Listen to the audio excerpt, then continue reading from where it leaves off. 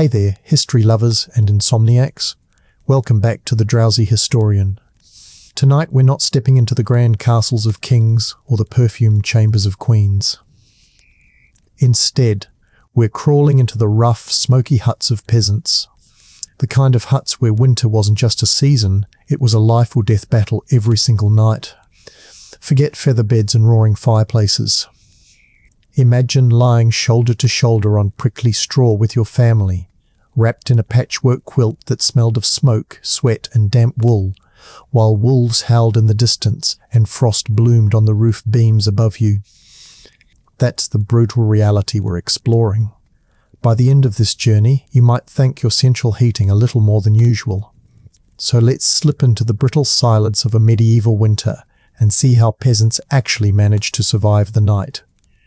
Picture this. You wake in the dim half-light of a winter dawn inside a hut made almost entirely of rough-hewn timber. The walls aren't smooth planks like the ones we know today. They're split logs smeared with a crude mix of clay, mud, and sometimes even dung, pressed into the gaps in a desperate attempt to block the wind. But the truth? The drafts always found their way in. Every gust outside seemed to search for cracks, slipping through the walls as if the hut itself was breathing cold into your bones. Above you, the roof is nothing more than thatch-bundled stalks of straw, stacked and layered, sagging under the weight of snow. Each stalk stiff with ice, turning the ceiling into a frosted web that groans under winter's burden. The floor beneath you is no polished board. It's hardened earth, stamped flat by countless footsteps and softened only by a scattering of straw or reeds. At first it may have felt like bedding, but by morning it's damp from melted snow tracked in on boots and from the constant seepage of winter moisture. Straw absorbs everything: sweat, spilt ale, and the musk of animals if they shared the space. That means what was laid down clean a few weeks ago now reeks faintly of mildew, sharp ammonia, and smoke. It's a smell medieval peasants would have stopped noticing, but to us it would be overwhelming. The cold in such a hut was relentless. Even with a fire smouldering in the centre of the room, the air never grew comfortably warm. Instead, it stayed heavy with a smoky haze, just tolerable enough to breathe, yet never cosy. You might wake to see your own breath fogging in the glow of embers, drifting like smoke into the rafters already blackened with soot. This was normal, and there was no escape from it. The fire was the hut's fragile heartbeat, but it was as dangerous as it was essential.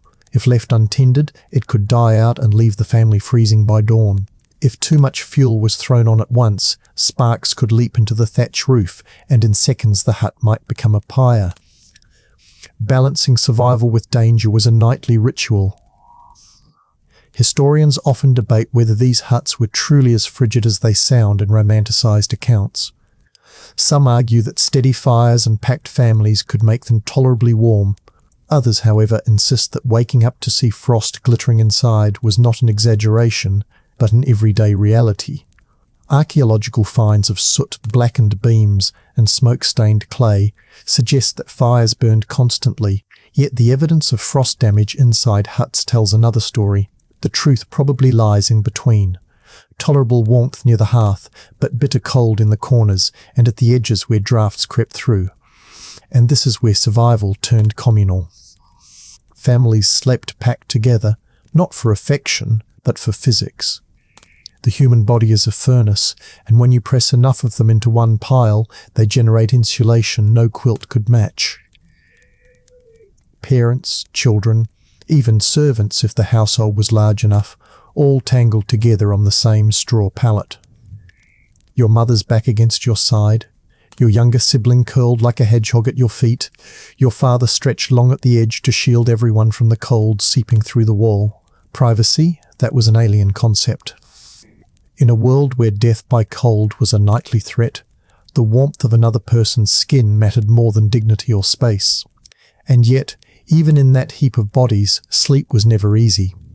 The quilt spread over you wasn't some plush blanket. It was more like a patchwork of memories, scraps of worn-out tunics, bits of linen, old cloaks stitched together into something heavy but imperfect. It covered you, yes, but its warmth slipped away quickly like smoke through your fingers. Every time someone shifted, the cover tugged and exposed another body to the draft. Complaints and murmurs were constant, but no one dared hod the blanket completely.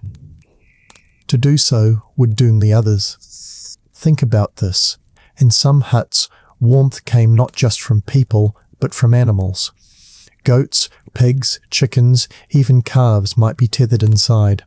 Their bodies gave off precious heat, their breathing added to the chorus of survival. Imagine the comfort of pushing your frozen toes against the plump side of a pig, the smell pungent, but the relief immediate.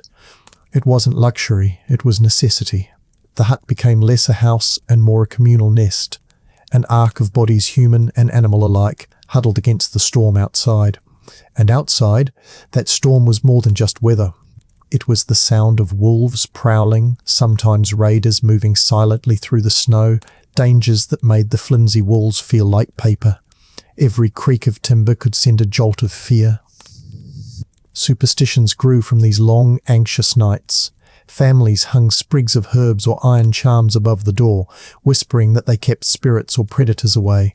Whether they worked or not hardly mattered. Belief itself gave comfort, and in a world of endless cold, that was sometimes the only shield people had. By morning, the hut was a portrait of survival. Frost trembling on the rafters, smoke stinging eyes, the smell of sweat and straw thick in the air. The fire, coaxed alive again by a parent's hand, glowed faintly, promising another day had been won. Life in those huts was never about comfort. It was about endurance. And as you blinked into the pale light creeping through cracks in the timber, you knew you had survived another brutal winter night. The relief of surviving until dawn was temporary, because the real battle began again as soon as the fire needed feeding.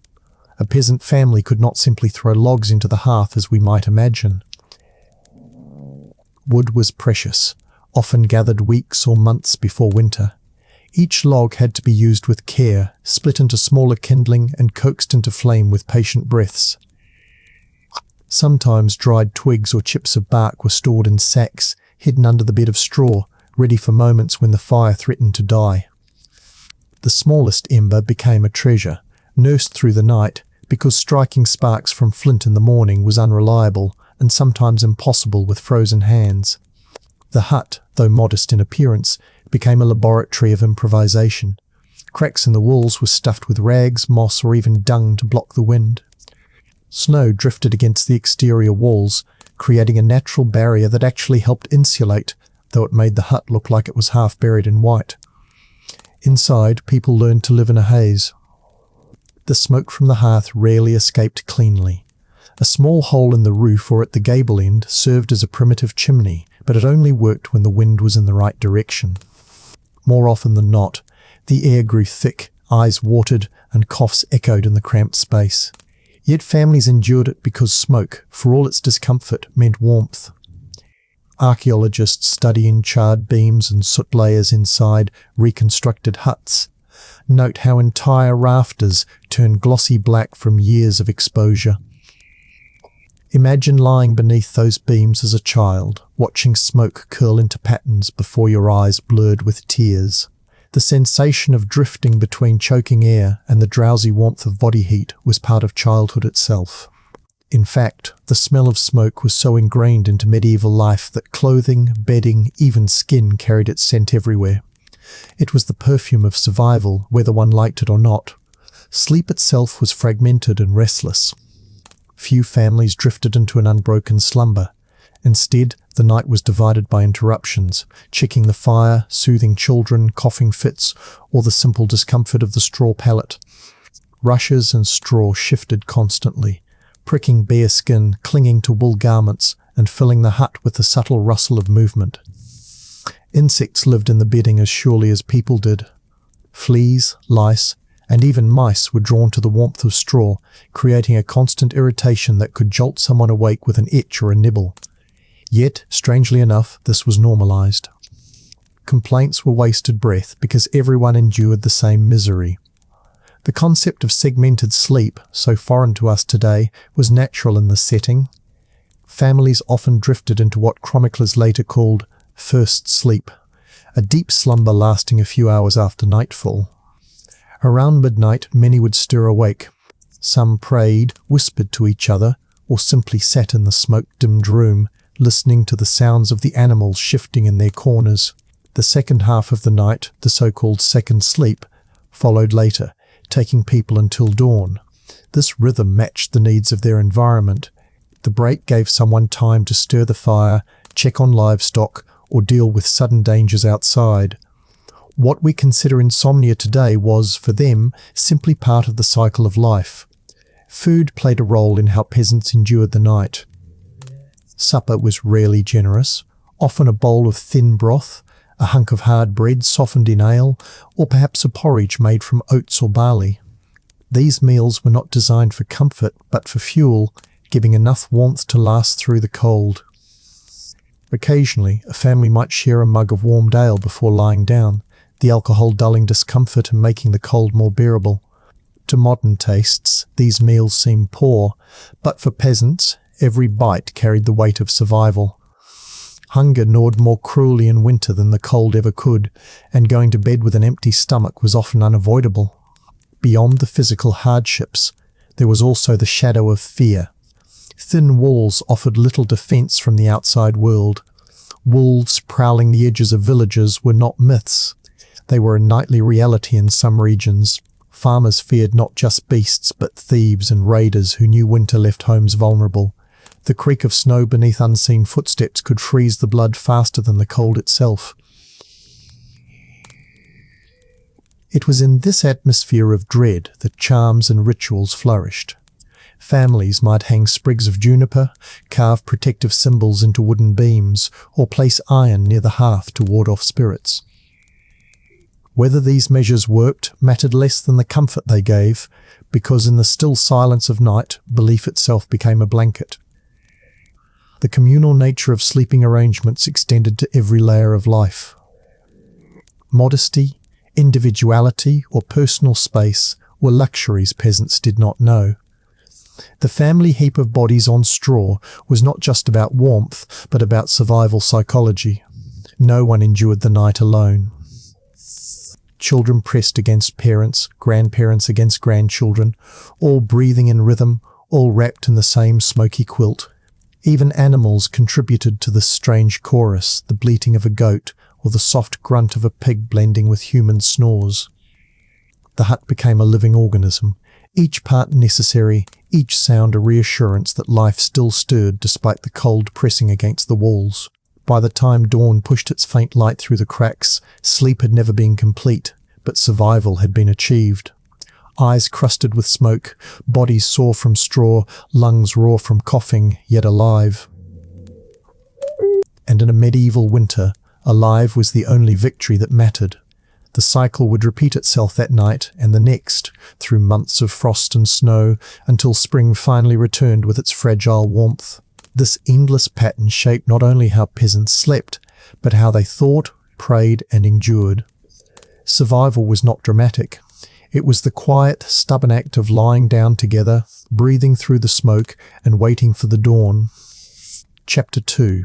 Huddled for Survival. The communal sleep of peasants during winter was more than just necessity, it was the backbone of rural survival. To a modern eye, the idea of multiple generations, children, parents, even strangers, pressed together under a single quilt might seem suffocating. But in a hut where the cold could claim a life as swiftly as hunger, the intimacy of shared heat became law. Every body was an ember, every arm or leg tucked into the heap, another shield against frost. Even the act of breathing became a form of resistance. The hut was filled with the sound of lungs working in chorus, warm air mingling in the smoky dark, as though the very act of exhaling was keeping the night at bay. For children, this closeness defined their earliest memories. They grew up not with the softness of cribs or the solitude of beds, but with the constant sensation of bodies beside them. Their small forms curled against the warmth of siblings, parents, or even grandparents, learning early that survival was collective. In many ways, the family heap blurred the boundaries of individuality. A child did not fall asleep to silence, but to the sound of murmured prayers, the shifting of straw, the crackle of the hearth, and the occasional grunt or snore of someone nearby. These sounds were not irritations. They were reassurance that life surrounded them. Silence, in fact, was terrifying. A quiet hut meant the fire had gone out, or worse, that someone had stopped breathing. The physical arrangement of this sleeping mass was not random. There was often a rhythm born of habit and necessity. The strongest adults tended to line the outer edges, their bodies forming barriers against drafts. Children and the frail were pressed into the middle, shielded by warmth on all sides. It was not affection that dictated this order, but survival strategy. The weaker could not endure the chill alone, so the stronger absorbed it for them.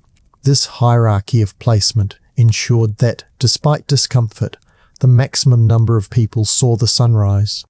Such arrangements became tradition, remembered and repeated each night without question.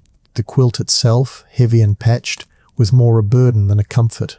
Its uneven weight shifted with every movement, tugged away by one arm or knee, leaving others briefly exposed. Arguments flared in muffled whispers, shushing and groaning in the dark, but no one dared push the dispute too far. Everyone knew the danger of selfishness. A child pulling too much cloth over themselves could leave another vulnerable to the cold, and that vulnerability could mean illness. In these moments, the unwritten rule was clear: share or risk losing not only warmth, but the fragile peace of the household. Animals, too, were part of this arrangement, though not always invited by choice. Goats and sheep might be tethered inside during the coldest nights, chickens roosted on beams or tucked into corners, pigs rooted into the straw and claimed their own space. Their warmth was undeniable, their presence both helpful and problematic.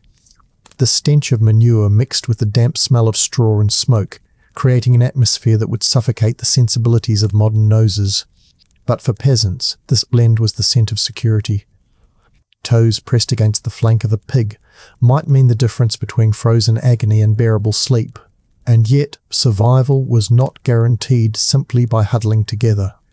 Illness spread as easily as warmth. In the stagnant air of a hut, coughs rattled through the group, fevers burned unchecked, and the close press of bodies ensured that contagion touched everyone. Winter was not only the season of frost, but also of sickness. Stories abound of entire families weakened by respiratory infections, the smoky air worsening their lungs even as the cold pressed harder against them. To live through winter was to accept this gamble. The warmth that saved you could also be the closeness that endangered you. Segmented sleep patterns played into this rhythm. The waking moments between first and second sleep were often filled with whispered talk or small chores. Parents might rearrange the children, tucking them deeper into the centre of the pile. Someone might rise to stir the embers, their shadow flickering against the smoke-blackened walls. These hours had a strange intimacy, filled with quiet conversation that daylight rarely allowed. Secrets were shared, plans whispered, prayers murmured to saints or spirits. In this half-waking world, peasants found a rhythm that balanced vigilance with rest. The fire needed tending, the animals shifting, and the dangers outside never fully retreated. Sleep could not be surrendered completely. It had to be negotiated, piece by piece. Beyond survival, the act of huddling together also reinforced the bonds of community. Even if family members quarrelled during the day, by night they relied on one another absolutely. Grudges meant little when the cold pressed its claws through the walls. Every shoulder, every arm, every breath contributed to the fragile warmth that kept the group alive. The peasant hut was not a place of privacy, but of interdependence. Life inside it drilled into every villager the same lesson: no one survived alone. This nightly endurance shaped the medieval worldview itself. Faith, superstition, and community values grew from such experiences. When one lived each night at the edge of frostbite, illness, or attack, the reliance on others became spiritual as well as physical. It explained why saints were invoked, why charms hung above doors, why rituals repeated. Each body pressed against another in the straw was part of an unspoken covenant: endure together, believe together, survive together. And when dawn finally came, lighting up the smoky gloom with a pale and merciful glow, the heap would stir, limbs untangling, children rubbing eyes, adults reaching for the tools of the day. They had survived again, and that was reason enough to rise. As the morning crept into the hut, the memories of the long night did not vanish.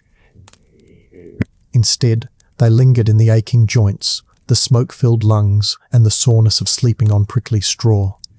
Yet peasants accepted these discomforts as part of the fabric of life. There was no thought of feather mattresses or clean linens. Those belonged to nobles, distant figures whose lives were as alien as the stars. For the common villager, survival meant making peace with hardship. The body learned to ignore the sharp ends of straw, the musty odour of damp bedding, and the ceaseless scratching of fleas. In a strange way, these irritants became a lullaby of their own, a reminder that they were still alive and still part of the unbroken cycle that defined their community. Winter was the season when bonds of endurance were most visible. By night, families pressed close, but by day, the effects of such closeness spilled outward into the rhythms of village life.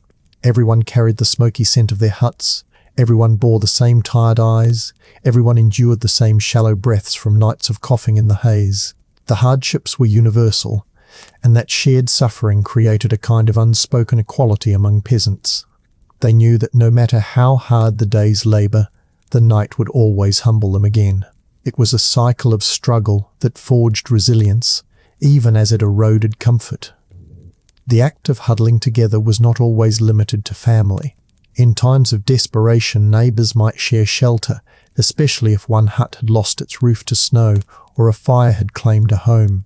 Strangers could become bedfellows in such situations, their bodies added to the collective furnace of survival. These were awkward arrangements, but necessity left little room for propriety. The intimacy of communal sleep was stripped of romance. It was pragmatic, as vital as food or water, and entirely divorced from the privacy that modern people consider essential. Superstition seeped into these sleeping practices as much as practicality. People believed that sharing body heat also shared energy, even life itself. To drift apart from the heat was dangerous, both physically and spiritually. Some even muttered that sleeping too far from the group invited wandering spirits or cold demons to claim you. Whether such fears were born from faith or from the haunting reality of frostbite is hard to say, but the result was the same: closeness was mandatory. In a medieval hut, solitude was not strength, it was death's invitation. This forced intimacy shaped family dynamics in profound ways.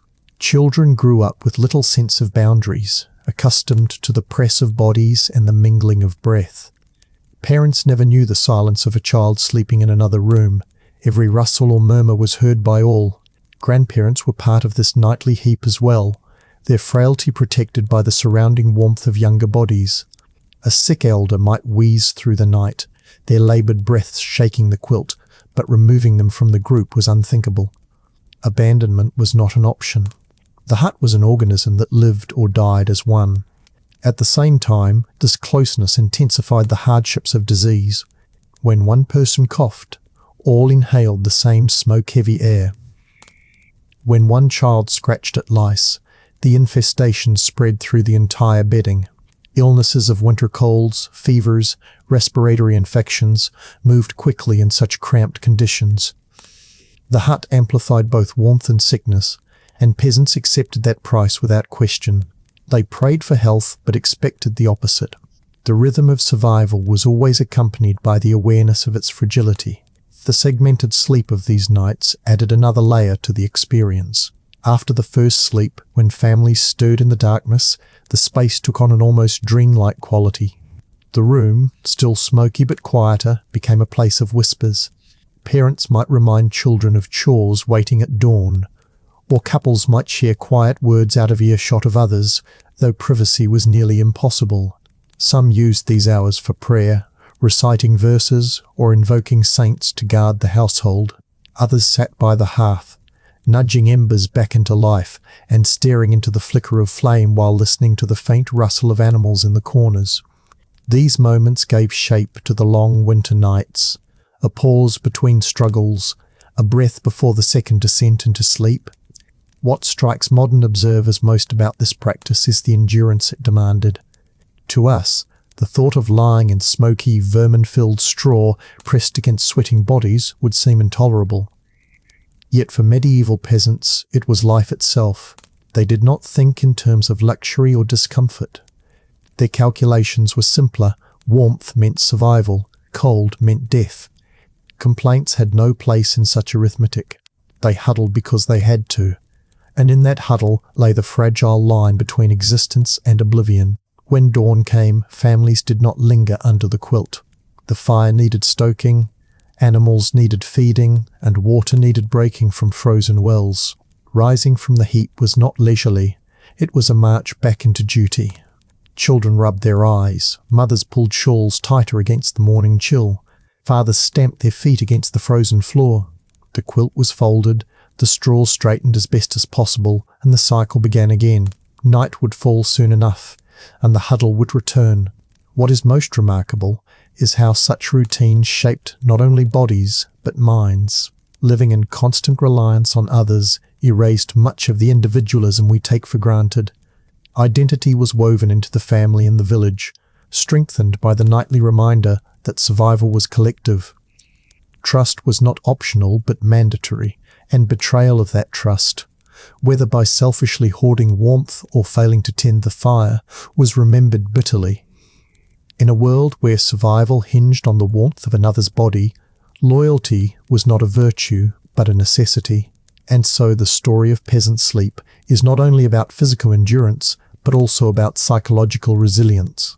Each winter night in those huts was a lesson in humility, dependence, and shared endurance. To close your eyes and drift off was not just to rest, it was to place your life in the hands of those pressed against you. Each dawn was proof that the covenant had held, that the family heap had done its work, and that life for another day would continue. Chapter 3. The itch of wool and straw. If the cold was the most immediate enemy of the peasant's night, then discomfort was its most persistent companion. The very materials meant to shield against frost. The wool clothing, the straw bedding, the patched quilts became irritants in their own right. Wool in the Middle Ages was rarely the soft, processed fabric we know today. Instead, it was coarse, scratchy, and often embedded with natural oils and lanolin that clung stubbornly even after repeated use. When peasants lay down still dressed in their tunics and hose, the wool itched against the skin, rubbed raw patches at the neck, and left welts on arms and legs. Children complained in muffled whispers, but parents hushed them quickly. Complaints did not change the fact that removing layers meant exposing bare flesh to the air, and that was unthinkable in the depth of winter. To add to this discomfort, straw was both bedding and battleground. Freshly laid straw offered some softness, but within days it broke down, leaving stiff stalks poking into the body. Lice thrived in it, fleas nestled within it, and mice scurried through it when darkness fell. Peasants were painfully aware of these nuisances, but they had no better alternative. Bedding was rarely changed until it rotted into filth, and even then new straw was only a modest improvement. To scratch at lice in the middle of the night was as common as shifting position, and families accepted this as normal. Cleanliness was a luxury they could not afford, especially in winter, when washing was nearly impossible without ice-cold water and the risk of illness. Yet this very environment forged habits that defined medieval sleep. Families slept in their day clothes because undressing was impractical.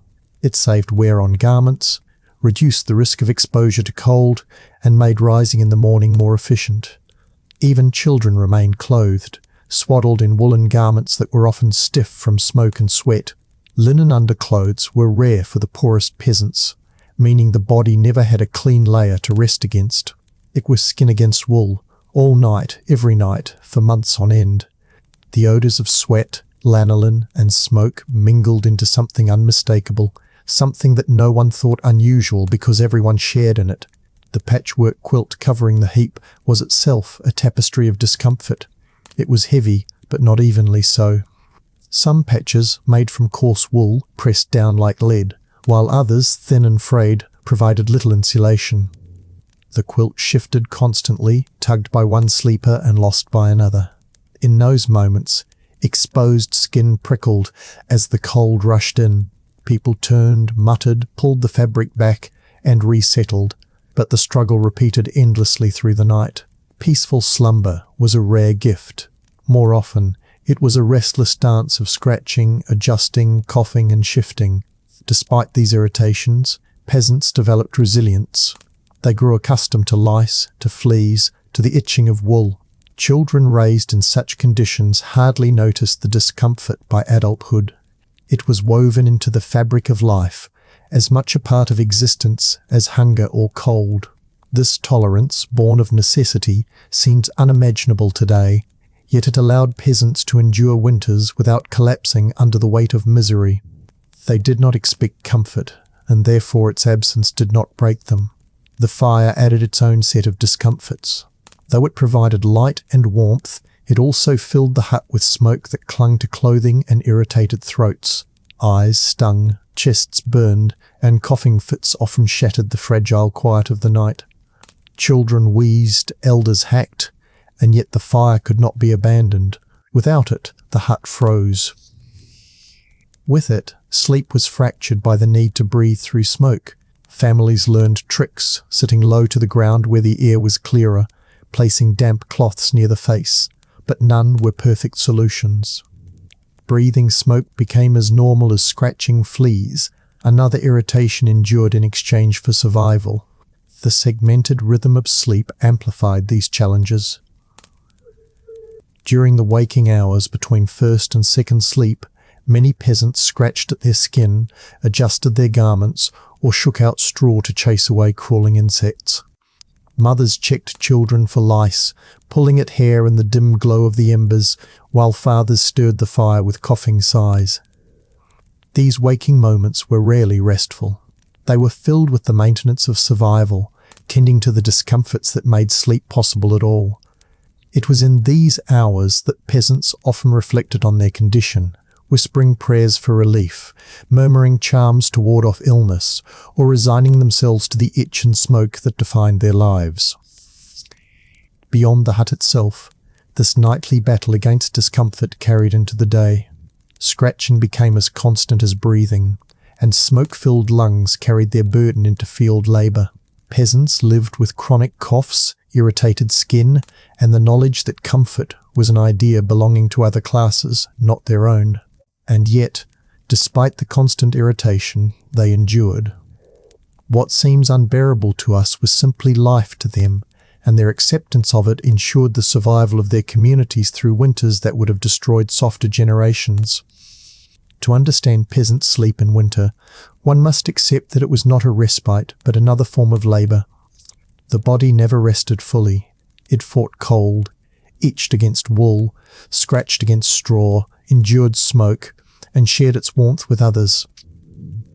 Sleep was not escape, but struggle, and in that struggle lay the quiet triumph of survival. Each morning was not a fresh start, but a continuation, the next round in a battle that had no end until spring returned. The peasants of medieval Europe did not dream of comfort, they dreamed only of endurance, and in that they succeeded. The discomfort of wool and straw was not the only companion of the medieval night. Within the hut, life was never limited to humans alone. In fact, during winter, peasants relied heavily on animals for survival, and this reliance meant that livestock often slept under the same roof. A pig grunting near the fire, a goat tethered in the corner, chickens fluttering onto beams or scratching near the bedding heap. All were part of the nightly chorus. To modern sensibilities, the mingling of barn and bedroom might seem unhygienic, even revolting, but to peasants it was common sense. Every living creature produced heat, and in a structure where the wind whistled through cracks and frost painted the beams, that heat was too valuable to waste. Children grew up regarding animals as bedfellows. The warmth of a pig's flank was more comforting than the scratch of a wool tunic, and small bodies pressed against livestock instinctively in the cold. Parents, too, saw this as practical. The smell might be heavy, the fleas more numerous, but a child who survived the night was worth the inconvenience. There are accounts of children refusing to sleep without their favourite goat or lamb, the companionship blurring the lines between necessity and affection. In these shared quarters, animals were not just resources, they were co-survivors of the same brutal winters. The noises of the night reflected this reality. Beyond the steady breathing and coughs of family members came the restless stirrings of livestock. A hen clucked in her dreams, feathers rustling against the wooden floor. A goat shifted, stamping once in irritation at the smoke. A pig let out a low grunt before settling again into its hay. These sounds, layered atop the creak of timbers and the hiss of wind through the roof, created an atmosphere of perpetual noise. Silence was rare, and when it fell, it often carried a sinister weight, as though something vital had been extinguished. For peasants, noise equaled life, human voices, animal breath, fire crackling. Without them, fear set in. Animals also served as guardians. Pigs startled easily, their squeals a warning of movement outside. Dogs barked at the faintest sound. Geese hissed and flapped if shadows passed too near. In a world where wolves prowled the edges of villages and raiders might slip through the snow, these living alarms provided as much security as they did warmth. Families took comfort in their presence, knowing that danger rarely approached without being detected first by the keener senses of beasts. In that sense, to share your hut with livestock was not only practical but protective. Yet this mingling came with risks.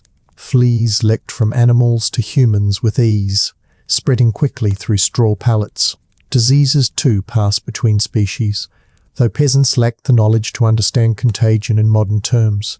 They noticed only that illness often followed winters spent in tight quarters, but the trade-off was unavoidable. Without the heat of animals, many families would have frozen. To survive meant to accept the smells, the filth, and the dangers as part of daily life. Even in sickness, peasants recognized that warmth outweighed the risk of infection. The smells were overwhelming, a mixture of smoke, sweat, damp wool, and the musk of livestock. These odors saturated clothing, clung to hair, and seeped into every surface of the hut. For modern noses, such an atmosphere might seem unbearable, but for medieval peasants, it was the smell of safety. Clean, cold air belonged to the outside world, where frostbite, hunger, and predators waited. Inside, the stink of survival was preferable, and once accustomed to it, most rarely noticed it until outsiders commented. Chroniclers who visited peasant homes often remarked with horror at the air quality, yet those born into it accepted it as simply life. There was also symbolism in this mingling of human and animal. Folklore and superstition often reflected the closeness of species under one roof. Stories circulated of pigs saving families from wolves, of goats sensing spirits at the door, of roosters crowing warnings before raids. These tales, passed down through generations, were rooted in lived experience. When one's survival depended on beasts, it was natural to attribute them with special powers, even blessings. A cow's steady breath in winter became as sacred as the fire's embers, both proof that life endured against the cold. The fire, of course, tied this relationship together. Animals gathered near the hearth just as humans did, their bodies instinctively drawn to the warmth. Smoke irritated them too, making hens restless and goats bleat, but they endured it as their masters did. The hut, then, became less a house and more a shared ark, every creature bound together by necessity. It was crowded, smelly, noisy, and alive. Each breath of man or beast contributed to the fragile balance that kept frost at bay. Some scholars debate whether this closeness fostered stronger family bonds or created resentment. To modern minds, the idea of sleeping pressed against siblings, parents, and livestock alike may sound suffocating.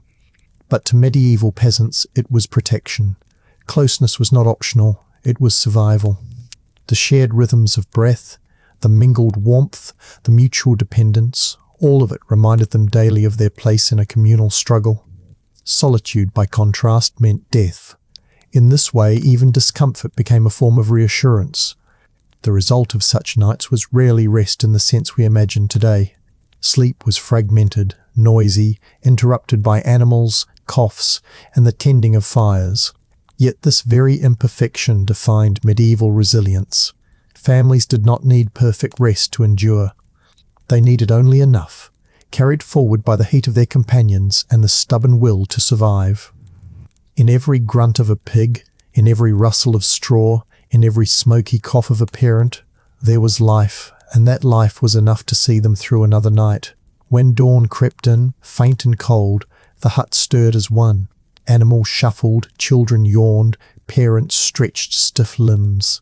Smoke clung to hair. Fleas still bit at skin, and the cold pressed in again as the fire waned. But the hut still stood, and everyone within, human and animal alike, had survived the long winter's night. That, in itself, was victory. Survival was not measured in comfort but in continuation, and for medieval peasants nothing mattered more than waking alive in the company of warmth, stink and sound. Chapter 4. Fire and Smoke. If the quilt of patched rags and the warmth of huddled bodies were one line of defence against the cold, then fire was the other. It was the fragile heart of every medieval hut, glowing in the centre of the single room, both saviour and threat. A peasant's night was measured not in hours, but in the health of the fire. Embers banked too lightly meant the chill would creep in by midnight, feed them too heavily, and sparks could leap upward into the thatch roof, turning the hut into a torch. Families lived with this balancing act each night of winter, knowing that their survival hung on their ability to manage flame with precision. There was no endless stock of wood to draw from. Villagers spent summer and autumn gathering, chopping, and drying fuel, but even then supplies were meagre. Branches, twigs, brushwood, peat, and dried dung all served as fuel when logs ran short. Each scrap mattered, and every ember had to be coaxed to life. Flint and steel could spark, but in a bitter night, striking fire from stone was clumsy and slow. A single ember preserved in ash was worth more than any tool, and families passed that ember between nights as carefully as they passed food. The fire was never left untended. In the segmented rhythm of medieval sleep, someone always stirred to feed it, poke at the coals, or add a few more twigs. Children sometimes rose groggily to help, their bare feet crunching straw on the hard floor as they shuffled toward the glow. Parents dozed light enough to wake at the sound of the hearth shifting, knowing that vigilance was the only barrier between warmth and freezing. In this way, fire shaped their nights as much as their days. Yet the fire gave as much discomfort as it gave comfort. Medieval huts lacked chimneys in the form we know them. A small vent hole in the roof or wall allowed some smoke to escape, but much of it lingered inside, filling the air with haze. Eyes stung, lungs burned, and coughing punctuated the silence.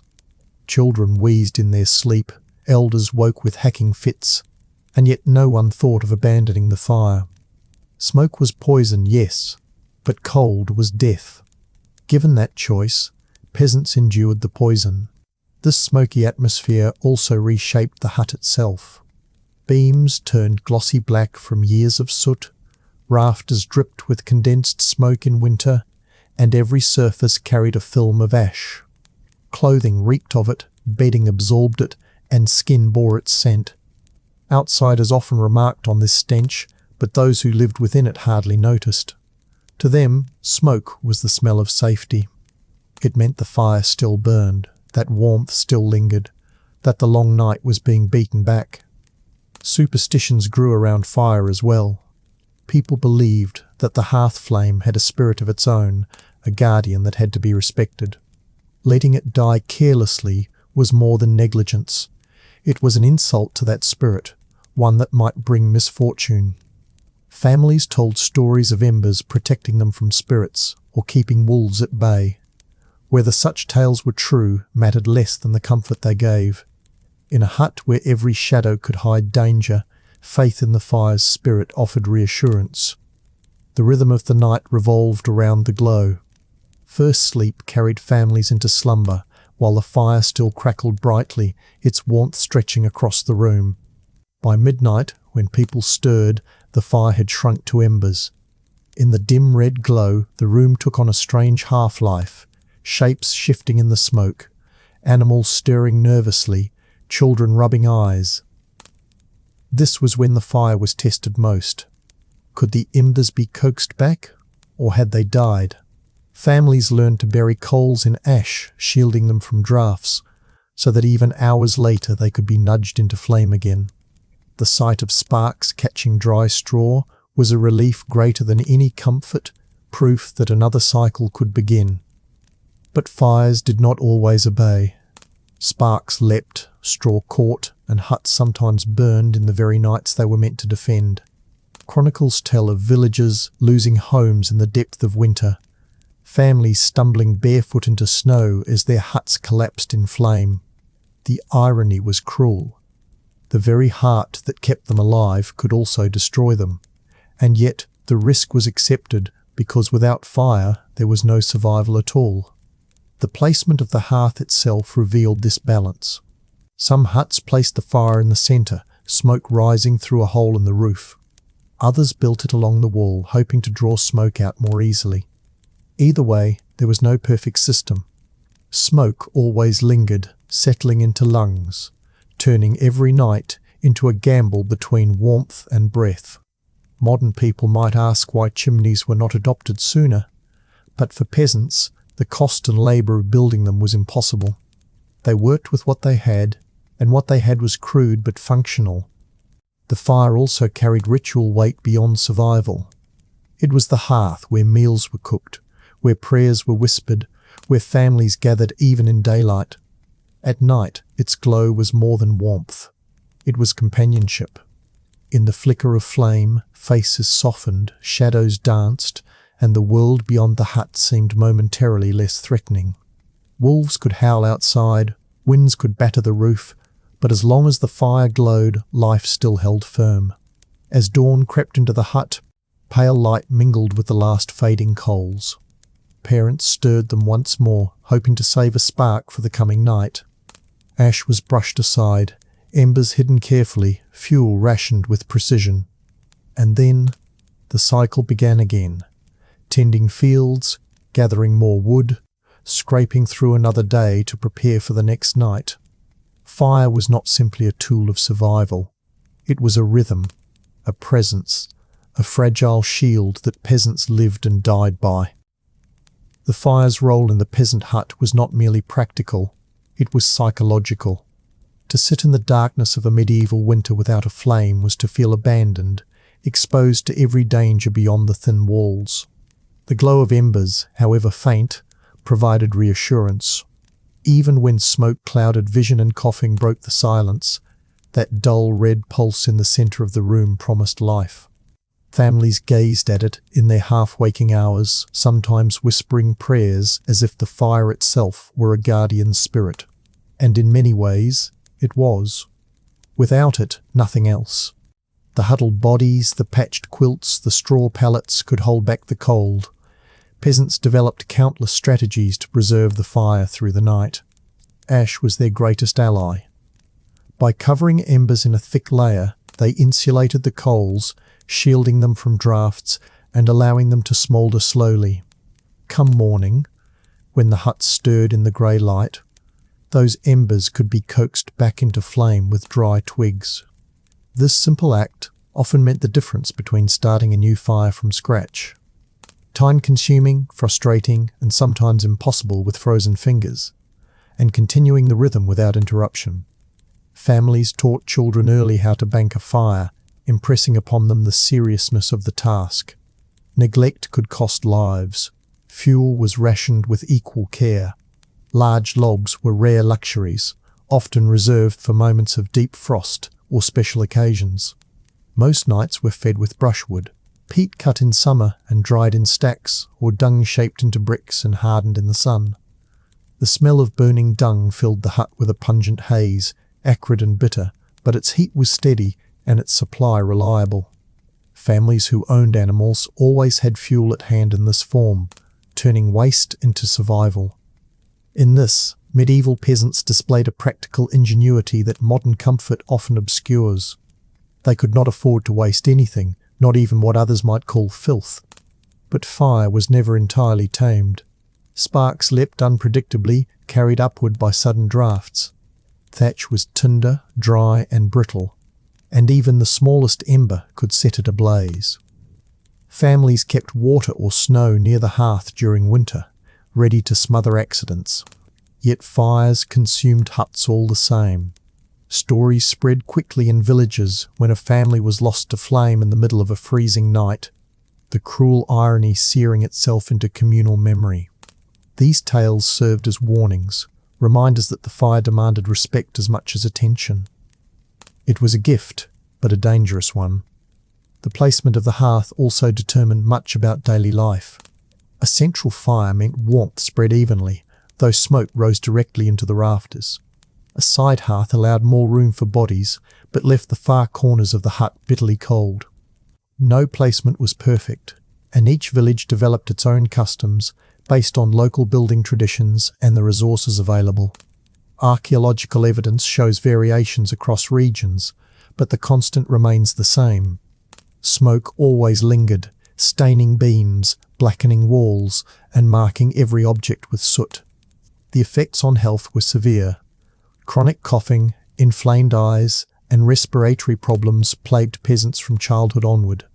Infants grew up breathing smoky air, their small lungs already compromised before they reached adulthood.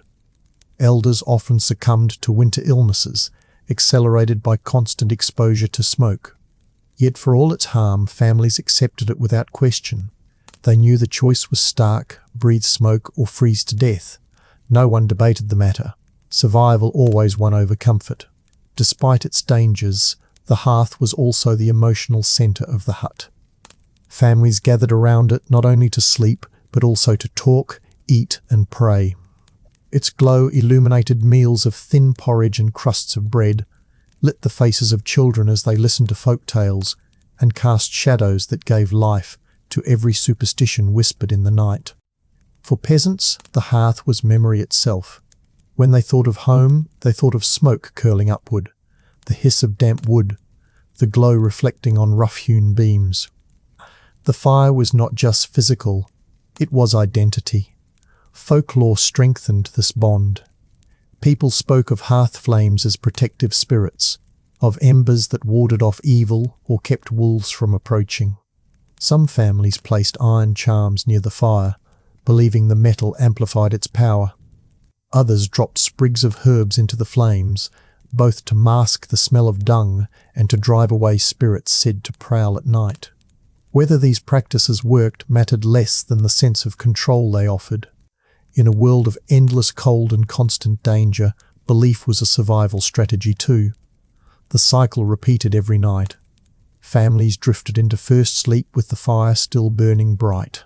When they woke in the darkness between sleep cycles, they rose to stir the embers, to feel the warmth against their hands, to watch sparks leap upward. Those sparks were hope itself, tiny lights in a world otherwise ruled by frost. Second sleep followed with the fire smouldering once more, until dawn arrived and the grey light met the glow of coals. Parents passed the ritual to their children, ensuring that each generation carried forward the knowledge of fire's care. It was less a skill than a covenant, an agreement between human and flame. You feed me, and I will guard you through the night. By morning, the air was heavy, the smoke settled low, the ashes spread across the floor. Yet the hut still stood, the family still breathed, and the fire, however faint, still glowed. That fragile heart, tended with devotion, had carried them through another night. And in the brutal winters of medieval Europe, there was no greater triumph than that. Chapter 5. Straw, Vermin and Stench. If the fire was the fragile heart of the hut, then straw was its restless bed. To call it bedding would flatter its purpose, because straw in a medieval winter was as much a curse as a comfort. Freshly laid, it gave the illusion of softness, a buffer between the hard earthen floor and the weary body. But within days it flattened, stiffened, and broke into sharp stalks that pricked skin through thin tunics. Families shifted constantly to escape the bite of stalks digging into shoulders or thighs, yet each movement only stirred more discomfort. And unlike modern mattresses that are designed to last years, straw pallets were meant to be replaced often, an ideal rarely achieved in the poverty of peasant life. The problem was not simply the hardness of straw, but what lived within it. The warmth of human bodies, combined with the dampness of the hut, made straw an irresistible haven for vermin. Fleas hopped tirelessly, biting ankles and bellies. Lice thrived in the seams of quilts and hair alike, leaving children scratching until their skin broke. Mice crept boldly, scurrying through the bedding at night, their sharp claws scraping the floor as they hunted for crumbs. Rats followed, more feared than mice, their presence not only filthy but dangerous, as they carried diseases that families did not understand but instinctively dreaded. To sleep in straw was to sleep in a living ecosystem, one where humans were only one species among many. The stench completed this portrait of misery. Straw absorbed everything: sweat from restless bodies, smoke drifting from the hearth, spilt broth or ale, the droppings of mice, even the manure tracked in on boots. Within weeks, the pallet transformed from golden stalks into a dark, foul-smelling mat. It was rarely replaced until it rotted outright, and even then, fresh straw was only a modest improvement. Peasants accepted this not because they were indifferent to cleanliness, but because their lives allowed little choice. The effort of daily survival left no luxury for comfort. If the straw kept their bones from the icy floor, it was good enough, even if fleas tormented them through the night. Children were especially vulnerable. Their thin skin suffered most from bites, their smaller bodies more easily chilled when vermin spread illness. Mothers spent waking hours during the segmented night, picking lice from their children's hair, squashing them between fingernails in the glow of the fire. Fathers swatted rats with sticks, sometimes killing them outright, only for more to return the next evening. It was a losing battle, fought endlessly, and one that peasants understood they could never fully win. Vermin were part of winter life, as inevitable as frost. This infestation seeped into health in ways subtle and devastating. Constant itching left sores on the skin, which festered when untreated. Fleas carried unseen plagues, lice spread fevers, and rats introduced contagions that swept through villages. Yet peasants lacked the medical understanding to trace disease to its source. They blamed spirits, foul air, or divine punishment, not the vermin scratching at their ankles.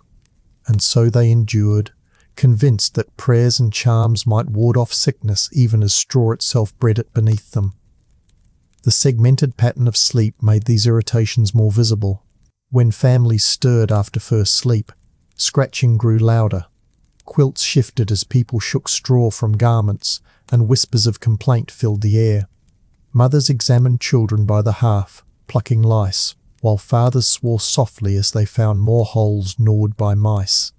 These were not interruptions to be solved, but routines, as ingrained in winter nights as tending the fire.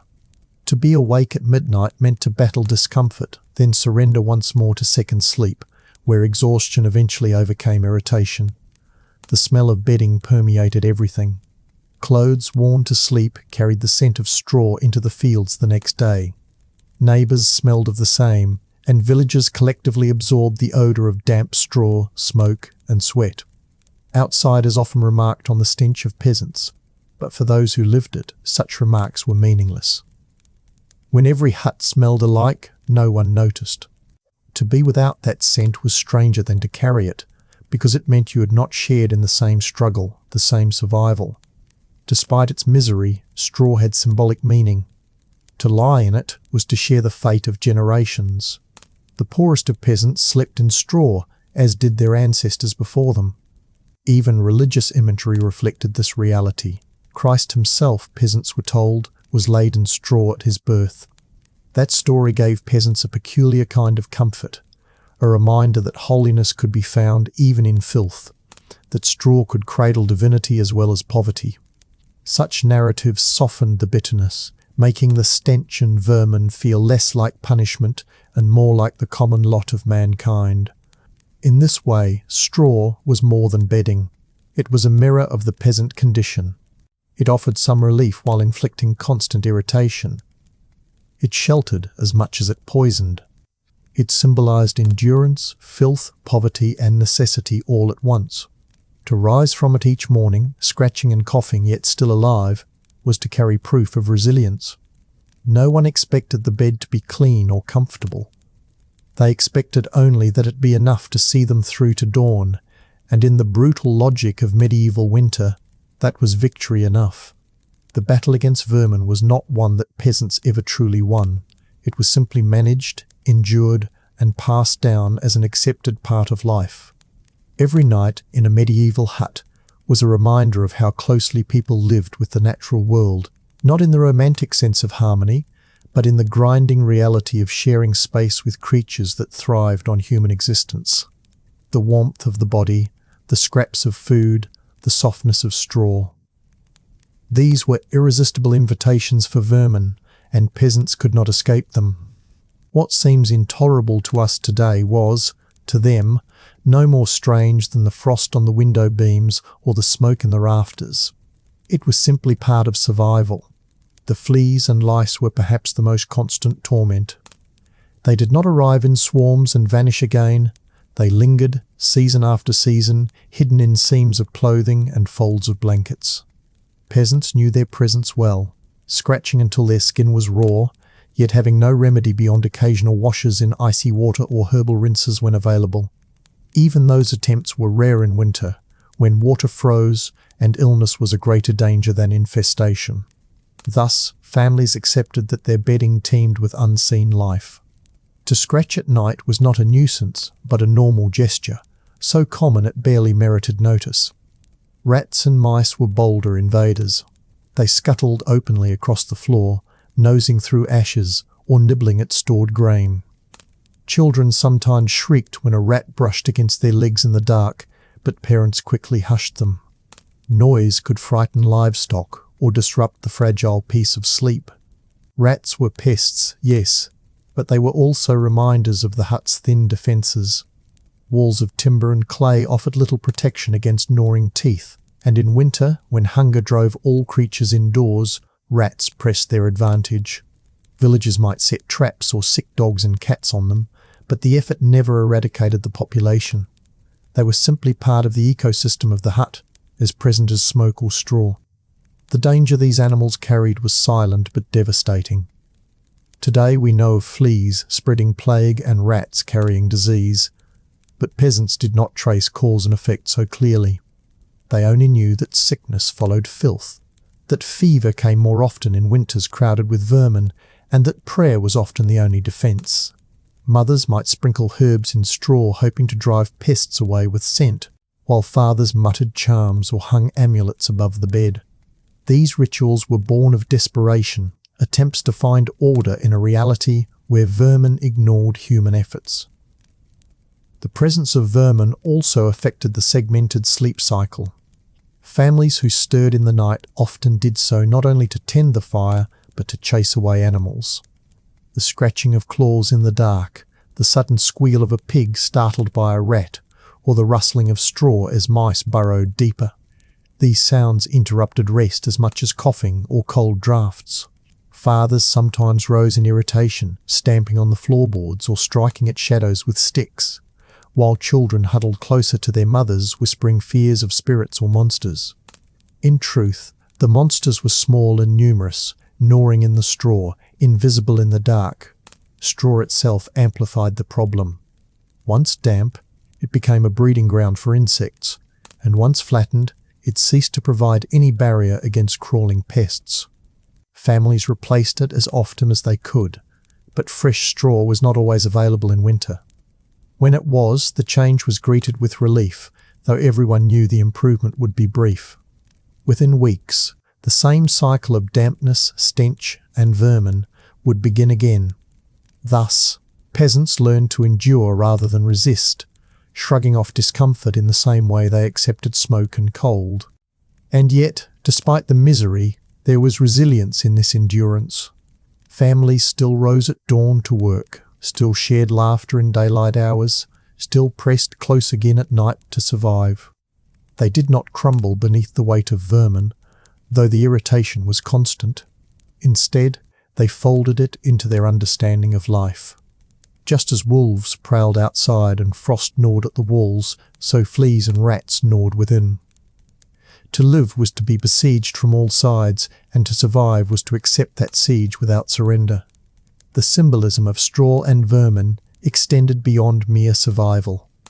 In sermons, priests sometimes invoked these images as reminders of humility.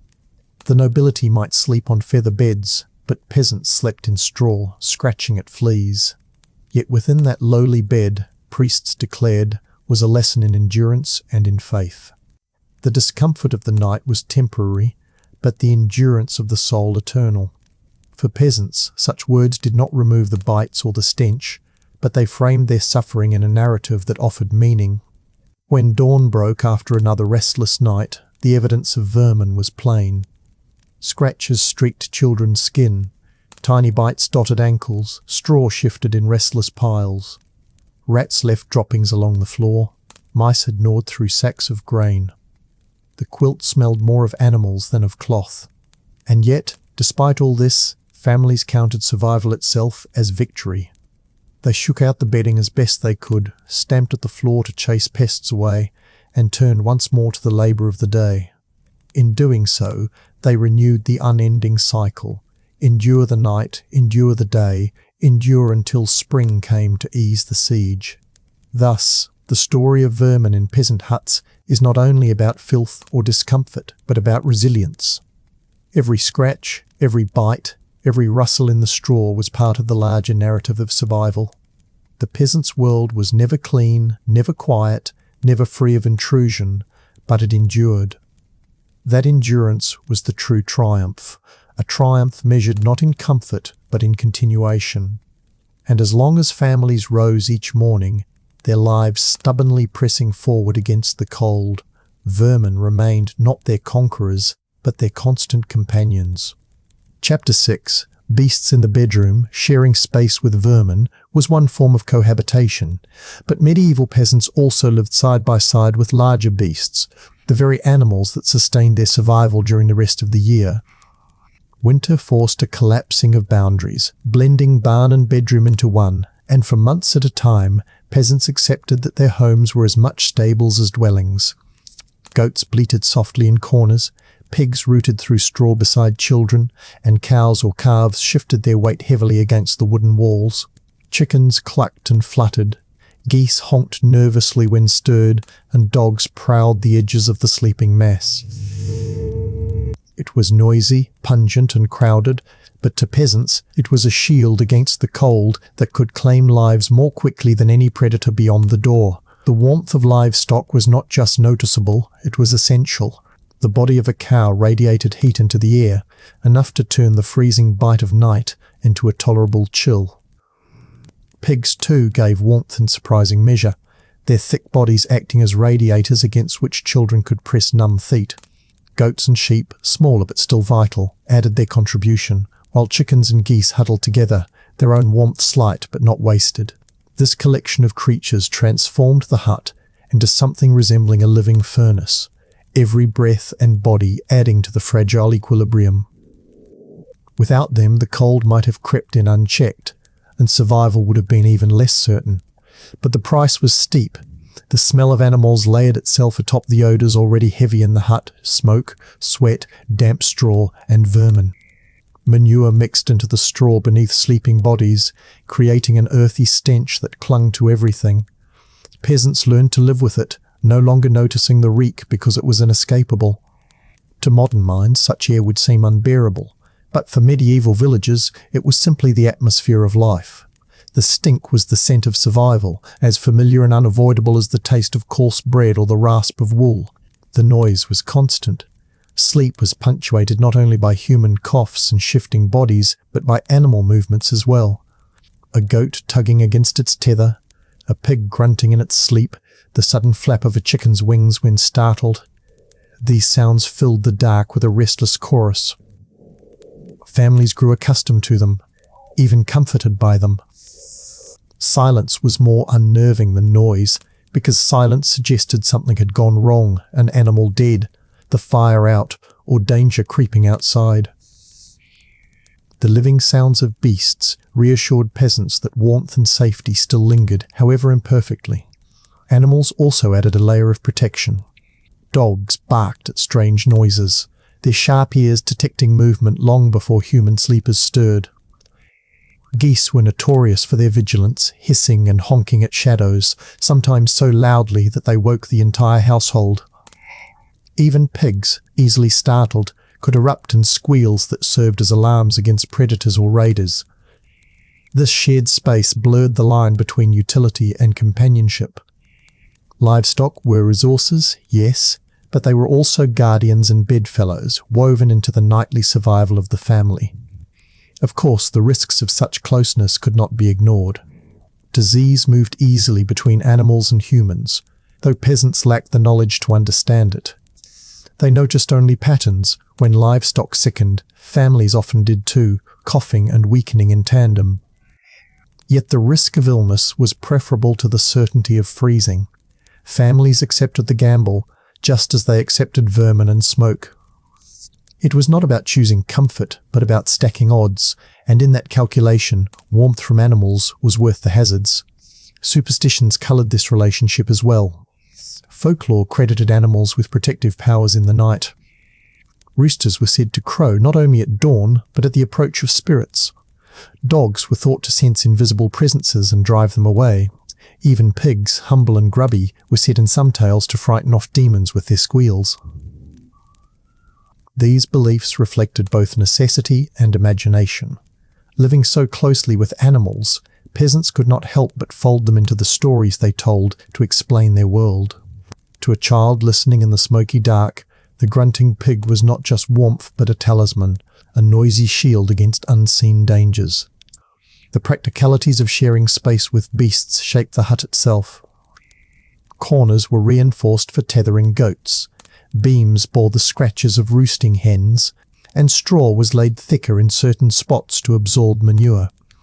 Families navigated these spaces carefully, moving between sleeping children and tethered animals in the dark, their steps cautious to avoid startling a pig or crushing a chicken. The hut was not designed for comfort, but for coexistence, a compromise between necessity and chaos. In this environment, privacy disappeared entirely. Children slept beside pigs, fathers beside goats, mothers beside infants, all pressed into the same smoky room. The hut was a single chamber of survival, a place where distinctions dissolved and the boundaries between human and animal blurred. Modern minds recoil at the thought, but for peasants this mingling was normal, even essential. To live apart from animals was to risk death in winter. To live with them was to endure stink and noise, but to wake alive. Each dawn proved the wisdom of this choice. Families rose to the sounds of animals stirring, dogs stretching and barking, pigs rooting through straw, chickens shaking feathers as light crept through the walls. The hut was alive with movement, alive with breath, alive with the triumph of another night endured. For peasants there was no shame in sharing a bedroom with beasts. There was only the satisfaction of knowing that man and animal alike had survived the siege of winter together, bound by necessity into a strange but unbreakable partnership. As the animals shifted in their corners and the family slowly stirred, the true heart of the hut revealed itself, the fire. In winter, fire was more than a source of heat. It was life's fragile centerpiece. Without it, the animals' warmth and the bodies huddled together would have been useless against the relentless cold. With it, the hut became a living organism, pulsing with warmth even as the outside world froze in silence. But this blessing carried a price. The same fire that kept death at bay filled the air with smoke so thick it stung the eyes and burned the lungs, turning survival into an uneasy balance between warmth and suffocation. Most peasant huts had only a crude hearth in the centre of the room. Chimneys, with their graceful towers and clean vents, belonged to castles or monasteries. At best, a small hole was cut into the roof, or a vent left open in the wall, but these gaps rarely cleared the smoke entirely. The fire's breath spread upward and outward, curling into the rafters where it lingered in dark, acrid clouds.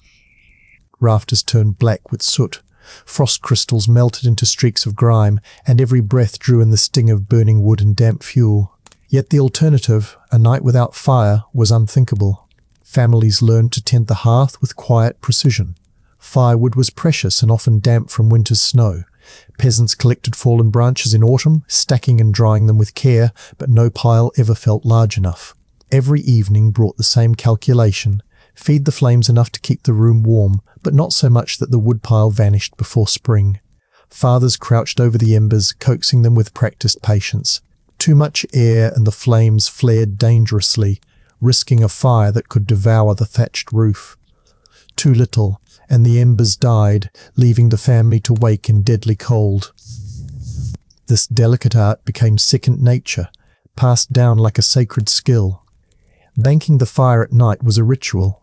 As the family prepared to sleep, the fire was not extinguished, but carefully buried beneath a layer of ash. The goal was to smother it just enough to keep the coals alive until morning. A faint red glow beneath grey dust became the family's silent guardian, pulsing gently through the long hours of darkness. Children watched with fascination as their parents shaped the embers, whispering small prayers or charms to ensure the fire's survival.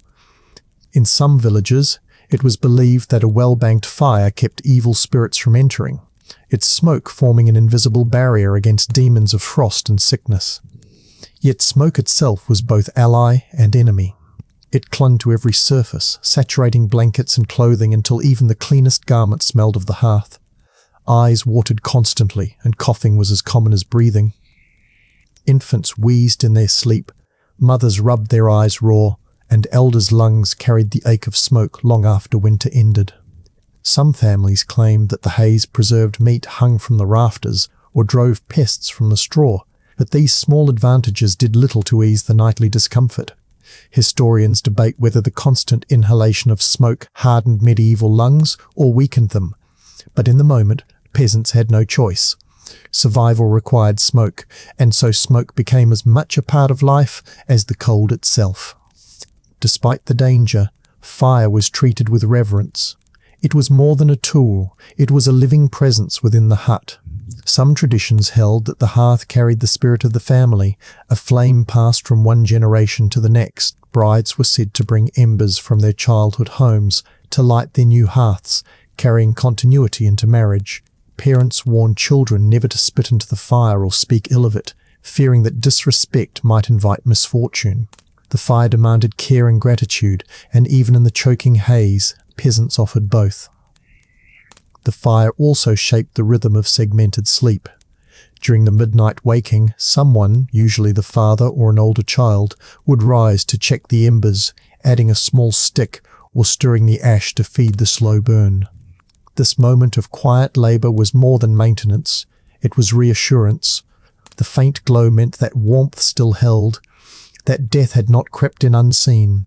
Families often spoke in whispers during these hours, their voices mingling with the crackle of wood and the soft breaths of animals. The fire's glow lit faces in flickering orange, revealing tired eyes and soot-streaked cheeks, transforming the dark into a realm of fragile safety. The scent of the hut was a mixture of elements impossible to separate.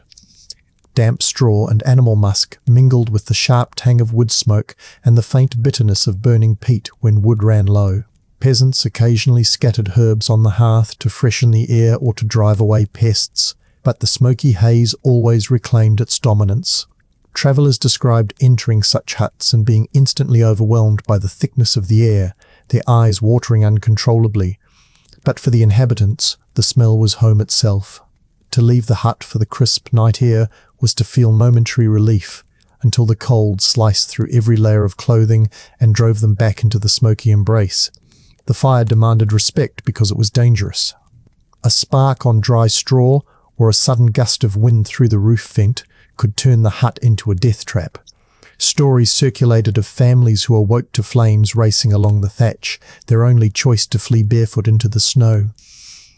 Children were warned never to play near the hearth, and mothers kept a vigilant eye on the smallest hands. Despite every precaution, accidents were inevitable, yet fear of fire never outweighed the need for it. To live without flame was to surrender to frost, and so every night peasants risked the danger for the promise of life. As dawn approached, the embers were coaxed back to flame. Fathers blew gently over the ash, adding twigs and splinters until sparks leapt and smoke thickened again. The room brightened slowly, revealing the blackened rafters and sleeping animals, the damp floor and the restless stirrings of children. Smoke curled upward in lazy spirals, staining the first shafts of light with a ghostly haze. The fire was alive once more, and with it the family could rise, stretch, and face another day. This fragile balance between warmth and suffocation, protection and risk defined every winter night in a medieval hut. Fire was saviour and tormentor, blessing and burden, its smoke-filled lungs and blackened walls, but without it no one inside would have survived. To peasants, this contradiction required no explanation. It was simply the price of life. The smoke that burned their eyes was the same smoke that kept them breathing. The haze that choked them was the same haze that warded off the killing cold. In this paradox, the medieval household found its nightly truth. To live meant to endure, to accept discomfort not as punishment but as the very fabric of survival. Chapter 7. Segmented sleep. Night in a medieval hut was never a single unbroken stretch of slumber. Instead, it was divided into parts, what scholars later called first sleep and second sleep, a rhythm born not from choice but from necessity. For peasants, this pattern was as natural as breathing, its logic dictated by the fire that needed tending, the animals that stirred restlessly, and the discomforts that never allowed for long, peaceful rest. In the smoky dark of a peasant home, sleep was a negotiation, not an escape. The first sleep usually began not long after sunset. Families rose before dawn to labour in the fields, and by the time night fell, exhaustion weighed heavily. Children nestled into straw, while parents stretched their aching limbs beside them, everyone huddling together under the patchwork quilt. The fire still burned brightly then, its warmth spreading across the room, softening the bite of winter air. In this first stretch, sleep came quickly, heavy and dreamless, the kind that smothered thought beneath pure fatigue. The noises of animals and the rustle of straw became background rhythms, part of the body's descent into rest. But by midnight, this first sleep often broke. The fire had burned low, leaving only embers glowing faintly under their blanket of ash. Cold seeped through the gaps in the walls, nibbling at toes and fingers. The air thickened with smoke, pressing on lungs and stinging eyes. One by one, family members stirred, coughing, shifting, scratching. Some rose to add fuel to the fire, poking at coals until sparks leapt and shadows danced once more on the rafters. Others used this waking interval for quiet tasks, checking on livestock, rearranging straw, soothing a restless child, or stepping outside briefly to relieve themselves beneath the frozen sky. This interval was not just practical, it became a space of strange intimacy. In the stillness of midnight, families whispered. Parents shared hushed conversations they had no time for during daylight labour. Children murmured questions about dreams or spirits, reassured by the calm voices of their elders. Sometimes prayers were spoken aloud, words directed to saints or to God, asking for protection through the remaining hours of night. Superstitions gave shape to this time as well. It was believed that midnight was a threshold, when spirits wandered closest and protection was most needed. To sit by the embers, watching sparks twist upward into smoke, was to guard the household from both frost and unseen forces. After this waking, the second sleep followed. Families settled again, pulling the quilt tighter, drawing children back into the centre of the huddle. Exhaustion returned, and though the straw itched and the smoke lingered, fatigue won over discomfort. This second sleep was often lighter, more fractured, sometimes filled with vivid dreams. Chroniclers suggest that medieval people even expected this period of dreaming, treating it as normal. For peasants, it was simply the continuation of the cycle: rest, wake, tend, rest again. The segmented rhythm had practical benefits. It ensured that someone was always awake to tend the fire, feed animals, or guard against threats outside. Wolves prowling near the village, thieves seeking to exploit the cover of darkness, or sudden gusts threatening the roof. All were dangers best met by vigilance. By breaking the night into two sleeps, peasants created a pattern of shared watchfulness. Everyone contributed, whether by stirring embers, soothing a baby, or simply staying alert long enough to notice when something was amiss. The cycle also reflected the realities of peasant bodies. Smoke-filled air and vermin-bitten skin did not allow for uninterrupted rest. The itching of lice, the coughing fits from smoke, the noises of animals, All these broke sleep regardless of intention. Rather than fight the interruptions, peasants adapted to them.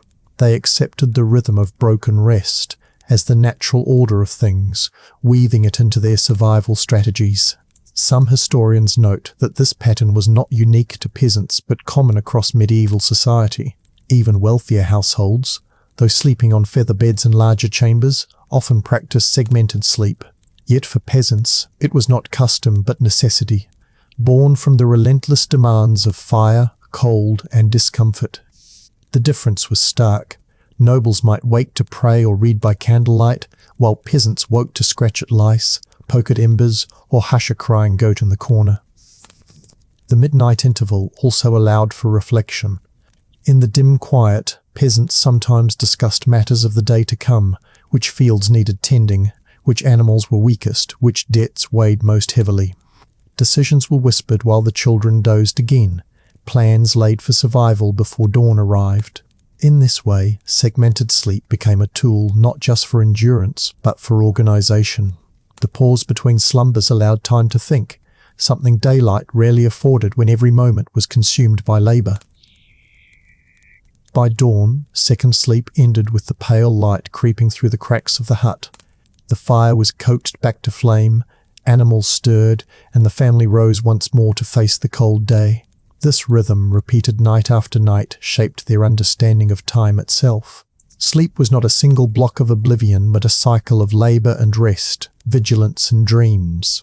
To modern minds, it might seem exhausting, but to medieval peasants, it was simply the way nights unfolded, as predictable as frost on the rafters or smoke curling into the roof beams. The second stretch of sleep in a medieval hut was never guaranteed to be peaceful. Once the family settled again after their midnight wakefulness, the cold still pressed at the edges of the hut, gnawing at toes, creeping through the gaps in the timber, and sinking into the earth beneath the straw mattress. Rest returned, yes, but it was shallow, fragile, and vulnerable to every small disturbance. In these hours, the body balanced on the line between exhaustion and alertness, pulled constantly by the demands of survival. Dreams, too, carried weight.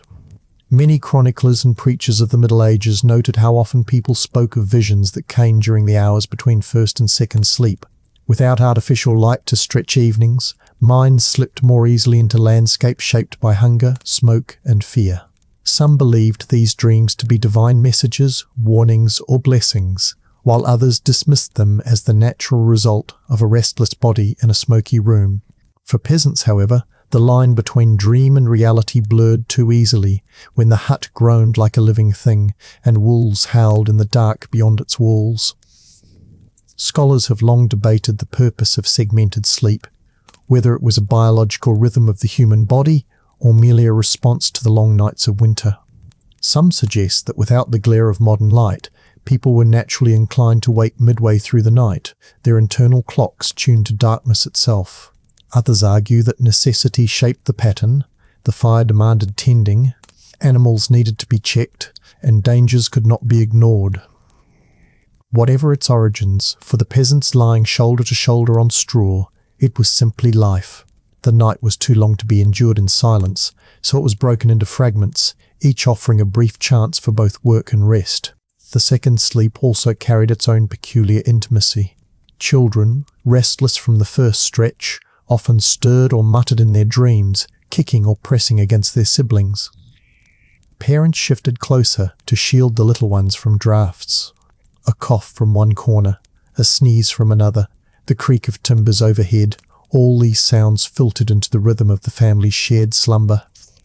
Unlike the modern ideal of uninterrupted rest in private bedrooms, medieval sleep was woven communally, each person's breathing and movement folding into the whole. To be still while another stirred was nearly impossible, and yet the rhythm became second nature. In the dim quiet of these hours, stories often found their place. Parents whispered to children, passing down fragments of folklore or saints' legends, while embers glowed faintly at the hearth. These were not the long tales of daylight gatherings, but short, soothing words meant to lull minds back to rest. Sometimes they were warnings disguised as stories of spirits that prowled the night, of neighbours who ignored the fire and froze, of wolves driven back by prayers or charms. Such words shaped children's fears and comforts alike, teaching them endurance through narrative as much as through warmth. But second sleep was not entirely safe. Illness lingered in these hours, its signs felt in the rhythm of breathing. A father's cough rasped louder against the hush, a child's fever revealed by sudden warmth against the skin. In close quarters, no sickness could be ignored, and yet no space allowed escape. Mothers might rise in the half-light to tend a child, offering a sip of water or a cloth pressed to a forehead, all by the faint glow of embers. Rest was fragile, constantly interrupted by necessity, yet always returned because exhaustion left no alternative. The world outside the hut did not rest either. Wind rattled the door, pressing against its flimsy plank, while snow slid in muffled thumps from the sagging thatch. Sometimes a dog barked in the distance, or the unsettling call of an owl pierced the dark. Each sound carried meaning, whether danger, omen, or simply the natural chorus of night. For a peasant lying awake in second sleep, imagination easily turned these noises into threats. Wolves prowling, raiders creeping, spirits watching. The fear was not entirely baseless, for winter nights could indeed bring real peril. Yet even imagined dangers kept hearts racing in the smoky silence. Still, second sleep was not without comfort. The warmth of bodies pressed together, the shared quilt heavy with patches and memory, the faint crackle of rekindled fire all combined to create a cocoon of survival. No individual owned this comfort. It belonged to the group. The quilt tugged in one direction, straw shifted beneath everyone at once, and warmth radiated outward in shared measure. This closeness bound peasants not just physically but emotionally, shaping family bonds in ways modern sleepers may struggle to imagine. Survival in these hours was not solitary, it was communal, woven from the breath of kin and the stubborn pulse of embers. By the time dawn edged its way into the hut, second sleep had usually surrendered to the demands of day. Cocks crowed in the muffled dark, animals stirred, and parents rose first to coax flame from ash. For children, these final moments of second sleep were a stolen reprieve, clinging to warmth as long as possible before chores began. For adults, it was the fragile balance between exhaustion and obligation, a reminder that survival never paused. In the end, segmented sleep was more than a quirk of history. It was a survival mechanism shaped by the realities of cold, smoke, danger, and community. It was a rhythm that carried peasants through endless winters, dividing the long night into manageable fragments, making the unbearable slightly more endurable. To modern minds it may seem strange, even unhealthy, but for those huddled in timber huts under frost-heavy thatch, it was nothing less than the difference between despair and endurance. Chapter 8. Cold that crept in. Even with the huddle of bodies, the warmth of animals, the smoke-choked fire, and the heavy quilt patched from scraps, winter cold always found its way inside. The peasant hut was not built to keep it out, it was built to hold it off just long enough. Thin timber walls, daubed with mud that cracked as it dried, offered little resistance when the wind howled across open fields. The thatched roof sagged under the weight of snow, its loose bundles letting in draughts that whistled down into the room. Frost traced its fingers along beams and walls, sometimes blooming into crystalline flowers that glittered in the faint firelight. Children reached to touch them, marvelling at their beauty, only to recoil from the sting of cold that bit deeper than they expected. Every gap was a doorway for the cold. Doors were simple planks, often warped and ill-fitted, leaving cracks wide enough for icy air to slip through. Windows, if present at all, were no more than shutters or stretched animal skins, translucent at best and useless against wind. The floor, packed earth and straw, froze from below, sending chill through every limb stretched upon it. Families piled straw higher in winter, layered their garments, pressed closer together, yet none of these measures kept the cold out entirely. The hut was not a fortress, it was a sieve, and every night was a battle against what seeped through. This constant invasion of cold shaped the very rhythm of life. Sleep was shallow, interrupted not only by coughing and vermin, but by the numb ache of exposed extremities. Toes curled instinctively toward warmth, fingers burrowed beneath cloth or skin, bodies shifted closer until privacy disappeared entirely. Even in the heap, drafts found their way beneath the quilt, stealing warmth so thoroughly that families woke shivering. Mothers pulled children against their breasts, fathers draped arms protectively across the group, but the cold remained a relentless intruder, indifferent to human effort. The danger was not discomfort alone, but death. Frostbite was a real and constant threat, particularly for children whose bodies could not generate enough heat on their own. Lips turned blue, fingers stiffened, and parents watched anxiously for signs that the cold had sunk too deep. Stories circulated in villages of infants lost in the night, their tiny bodies unable to withstand the frost that crept in despite every effort. Elders, too, suffered most in these hours, their weakened forms less able to endure the biting air. Families grieved in silence, for such losses were understood as part of winter's toll, a tax demanded by the season. Superstition grew from these dangers. Cold was not seen merely as a natural force, but as a malevolent spirit, a creeping demon that slipped through cracks and fed on weakness. Charms were hung above doors, prayers whispered as shutters were barred, herbs burned in the fire to drive away unseen frost spirits. Whether these rituals provided comfort or protection hardly mattered. In a hut where every gust of wind could chill the marrow, faith was as vital as blankets.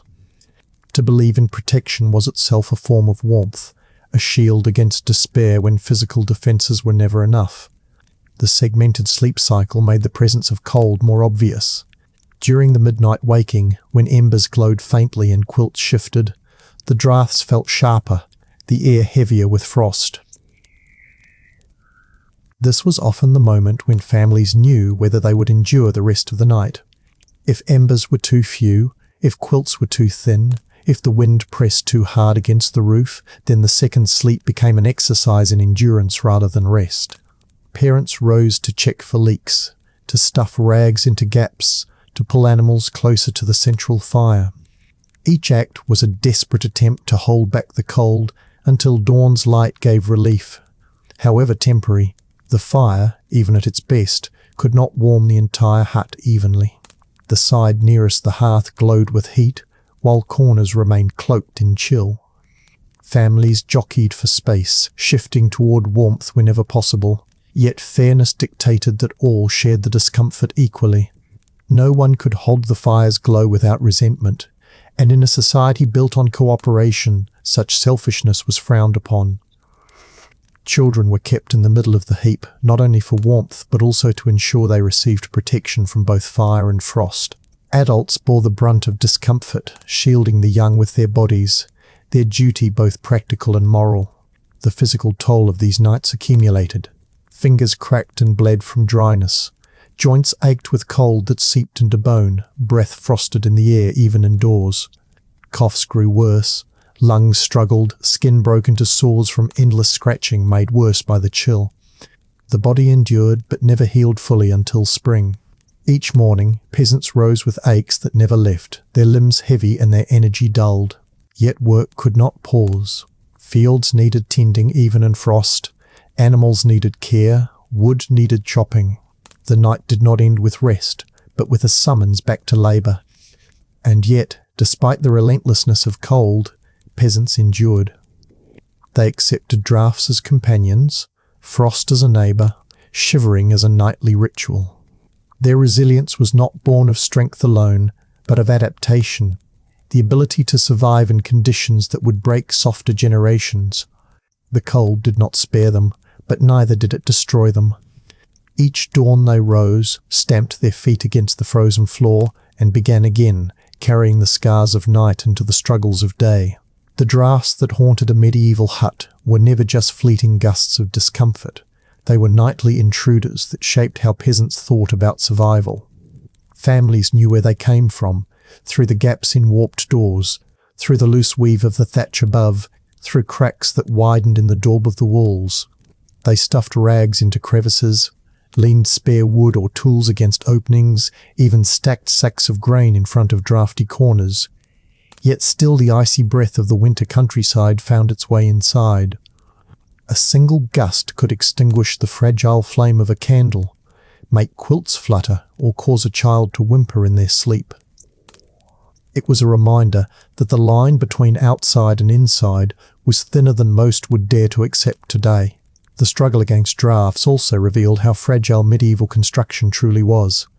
Unlike stone castles or monasteries, peasant huts were built quickly and cheaply, using whatever materials were available nearby.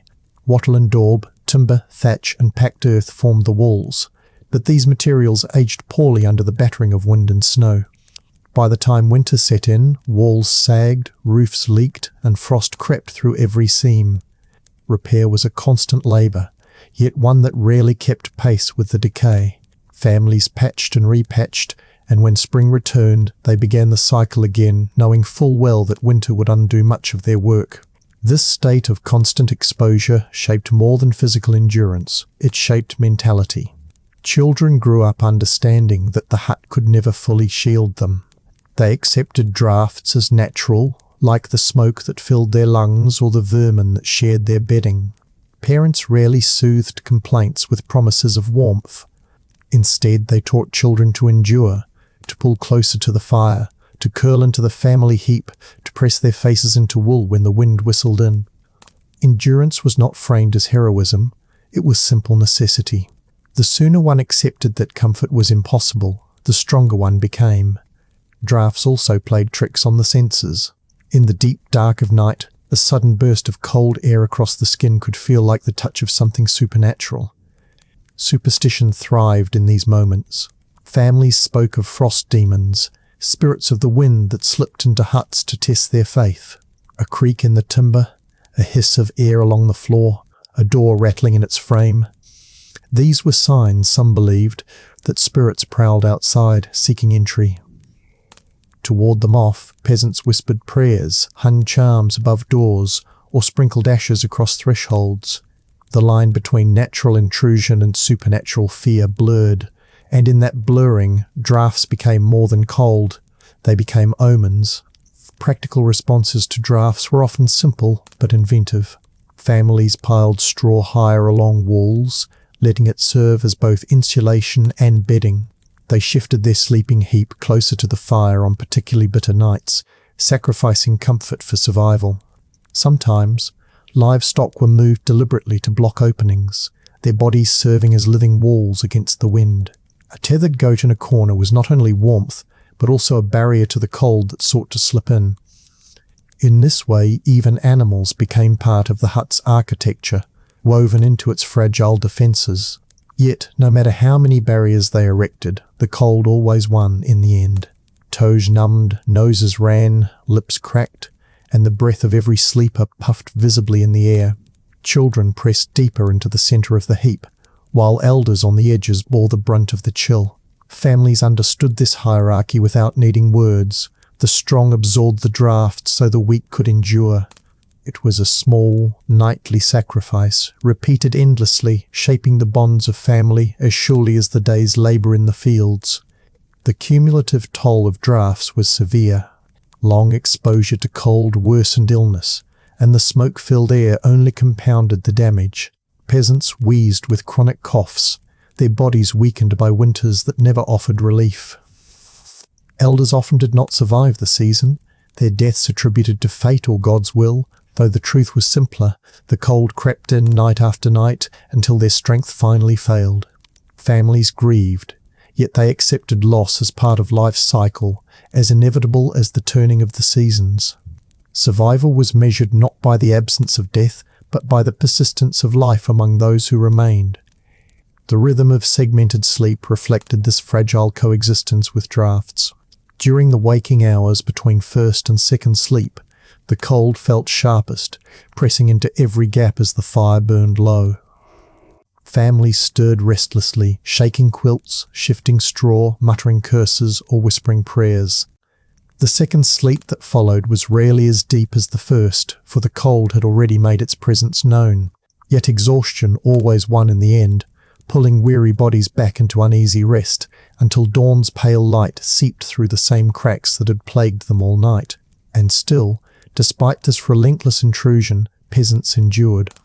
They woke each morning with stiff joints and aching lungs, shook frost from their clothing, and set about the endless chores of survival. Their resilience lay not in conquering the cold, but in coexisting with it, in learning to carry discomfort as naturally as breath.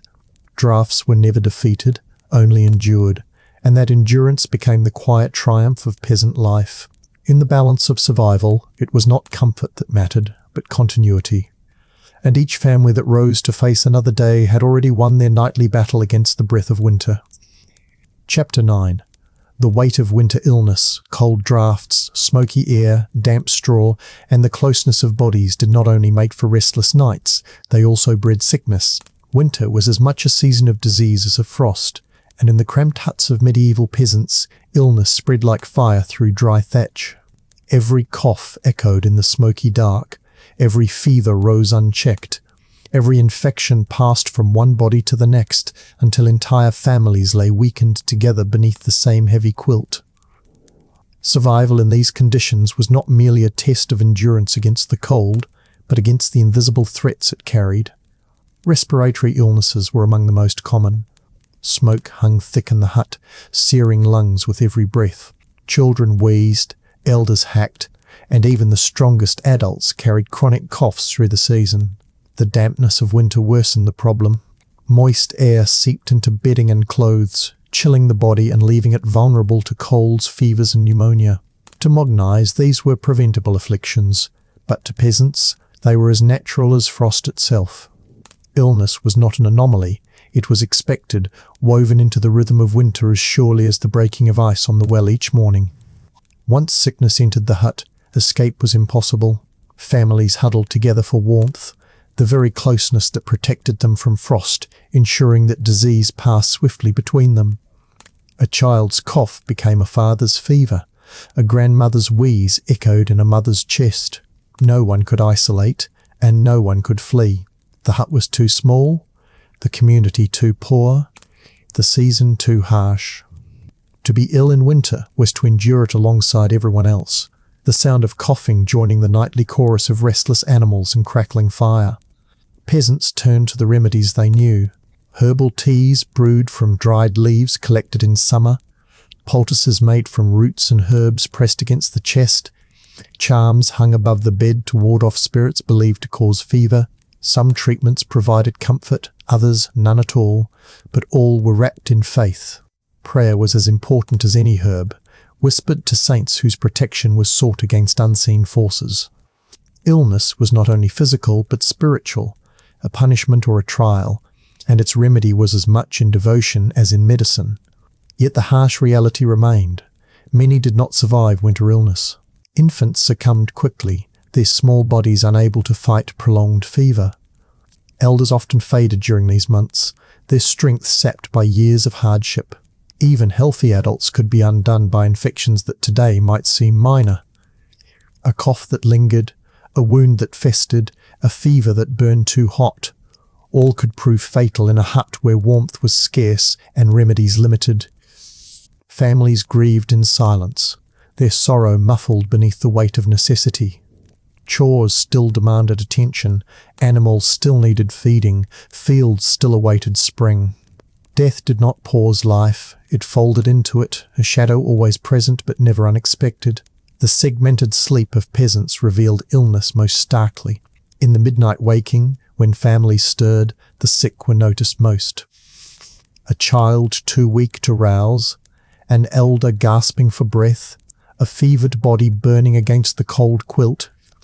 These signs told parents what the day ahead would bring. Sometimes prayers were whispered louder in these hours, as if the spirits prowling at midnight were also the agents of disease.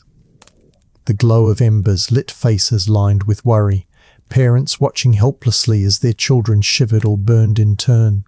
For all their resilience, peasants knew that winter illness was beyond their control. Superstitions grew around these sufferings.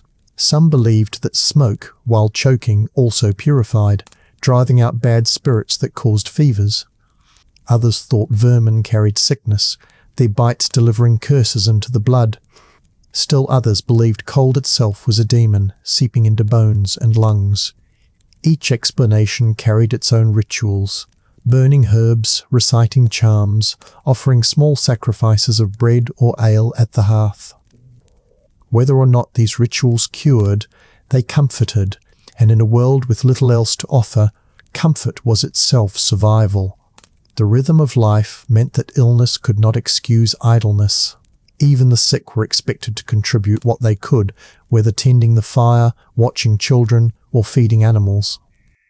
To do nothing was to burden the family further, and in the fragile balance of survival, every hand mattered. Those too weak to rise became a weight silently borne by others, who laboured more heavily in their absence. Resentment mixed with compassion, frustration with grief, as families carried one another through sickness, knowing full well they might fall ill themselves the next night.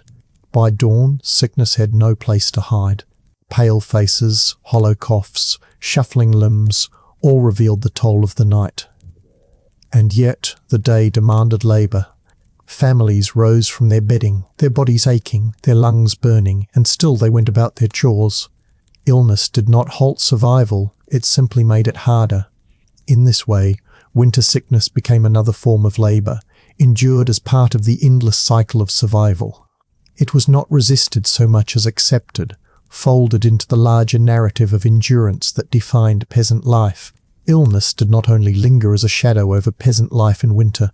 It lay with them directly, woven into the straw beneath their bodies, whispering in the coughs that echoed in the smoky dark.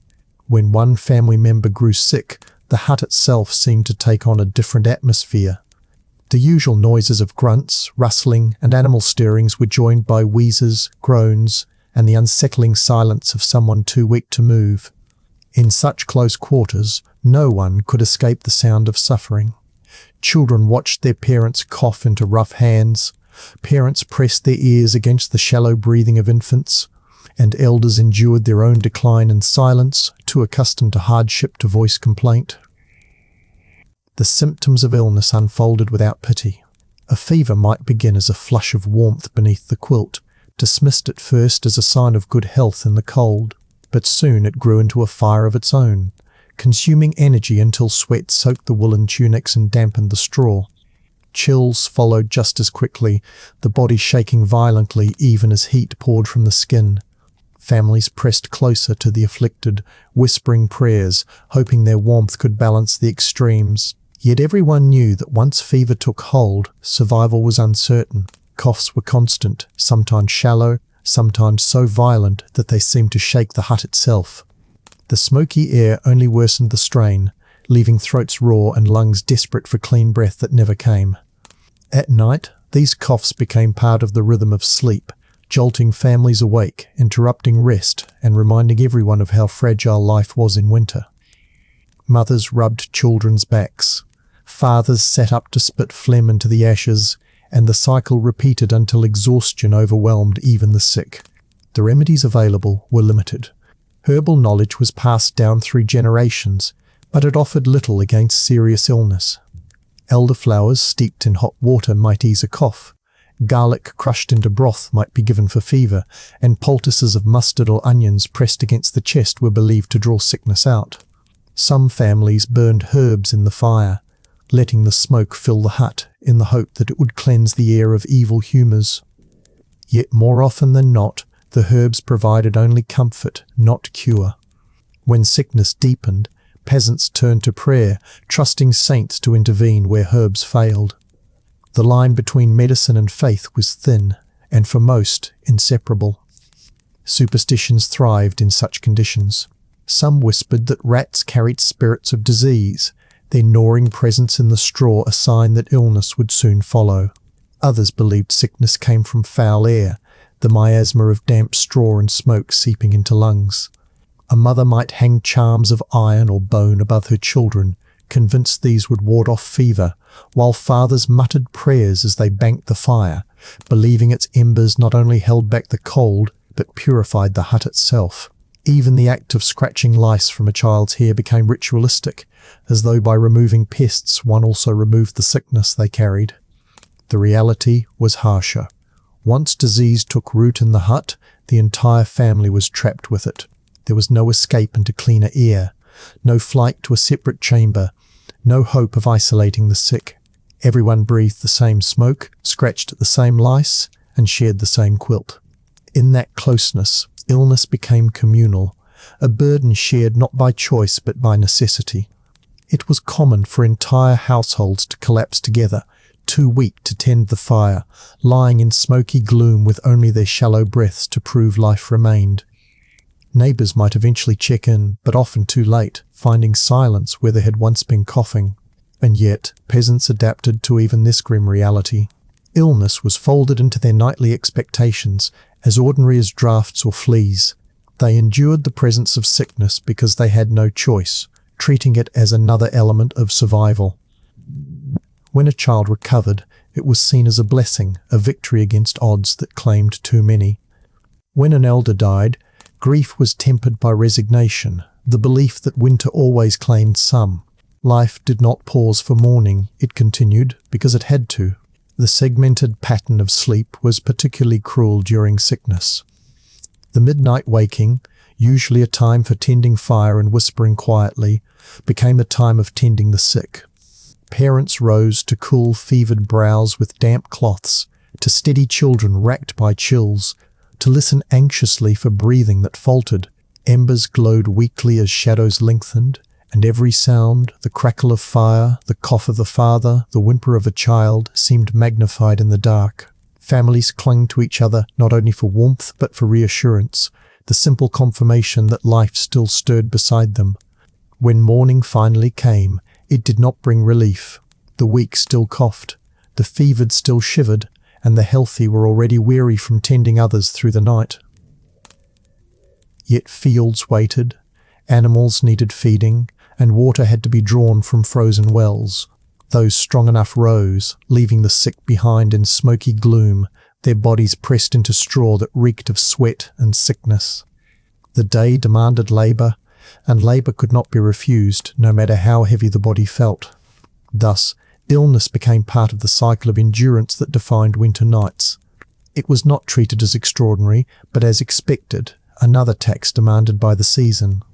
Families endured it as they endured cold, smoke, vermin and hunger, surviving not by eradicating sickness but by outlasting it.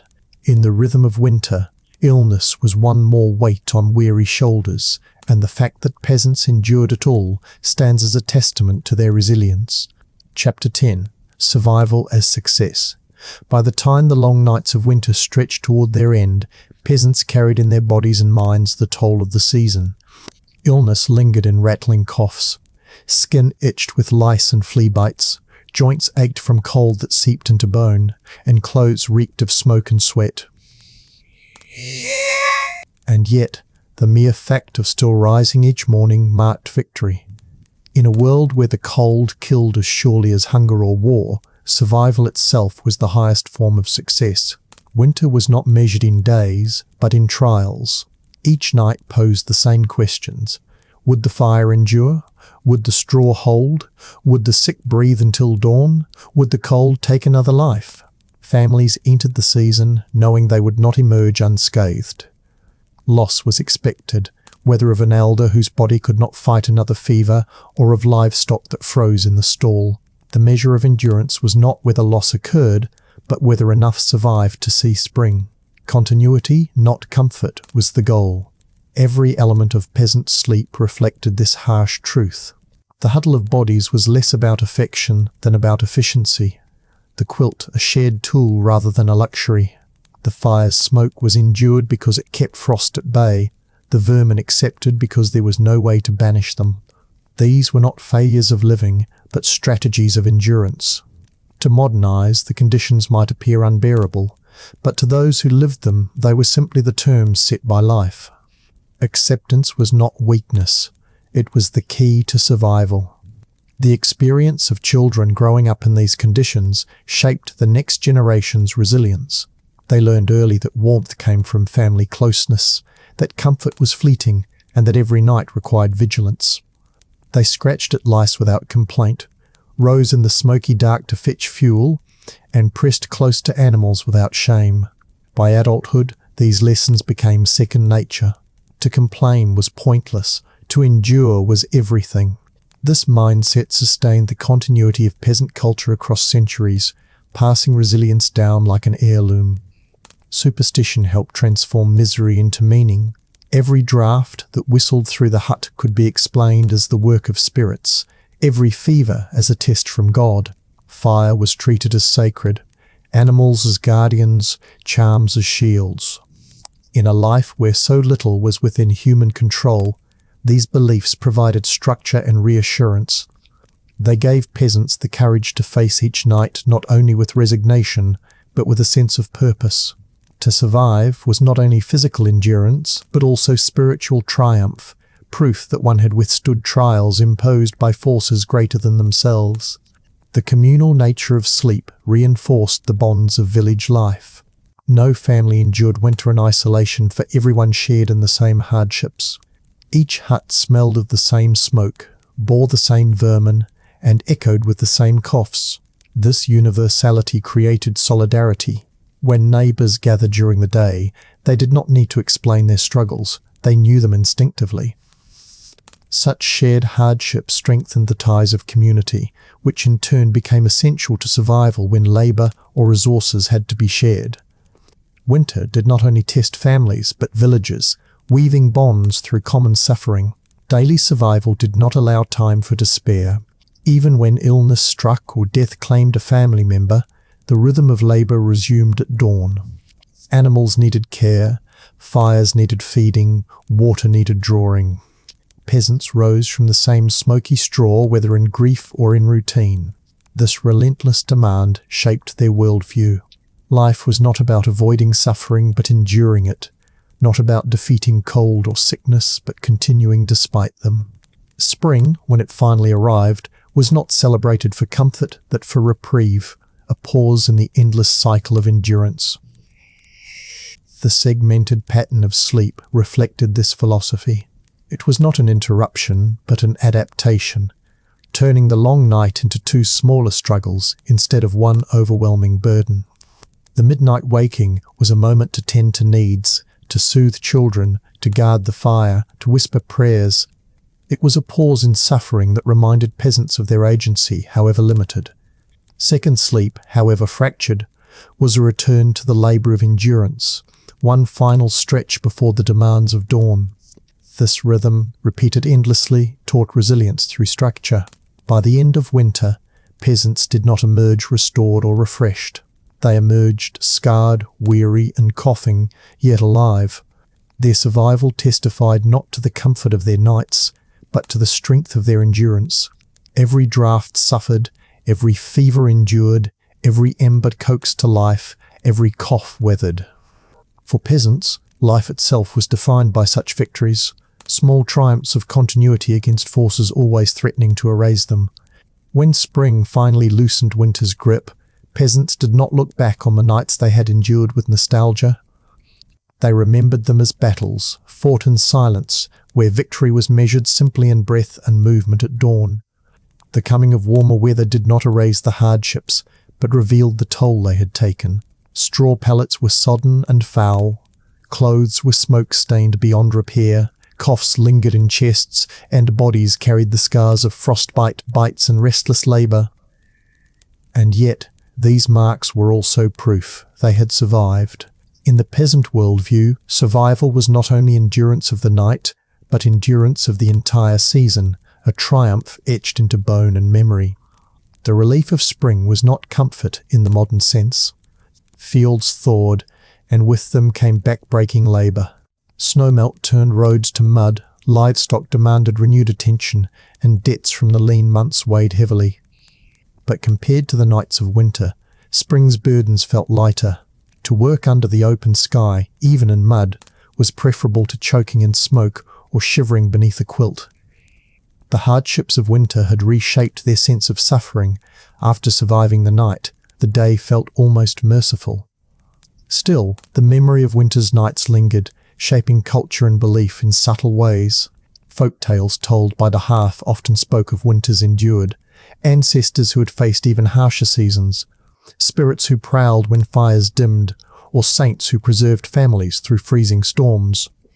These stories were not just entertainment but instruction, passing on resilience in narrative form. Children grew up hearing that endurance was the highest virtue, that to survive was the greatest triumph. Such lessons ensured that when their turn came to face the drafts, vermin, and smoke, they accepted it without question. The communal nature of suffering also created communal memory. Villagers bonded over shared endurance, trading stories of the coldest nights, the hardest frosts, the most relentless illnesses.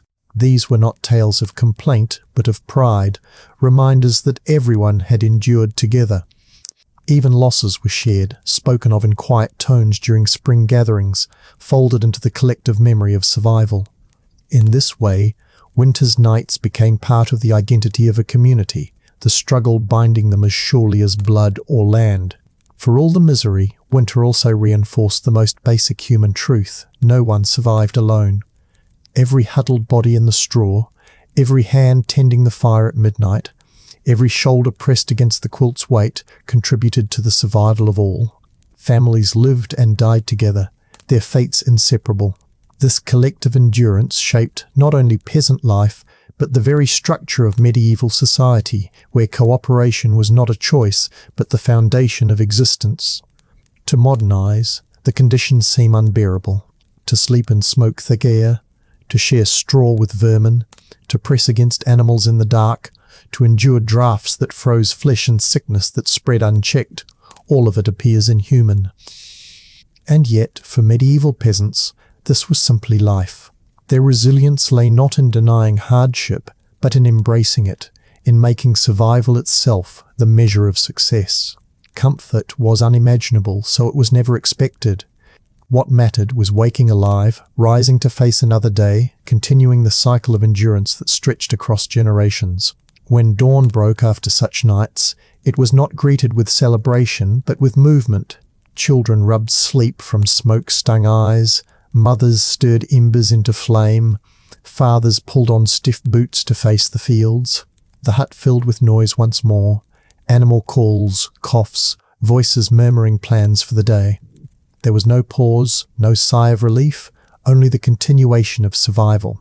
Dawn was not a reprieve, it was another summons. But for peasants, that summons was itself a victory, proof that the night had not claimed them. Thus, the story of how peasants slept in winter is not one of comfort, but of resilience. Their nights were not restful escapes, but ongoing struggles, fought with quilts, straw, smoke, and closeness.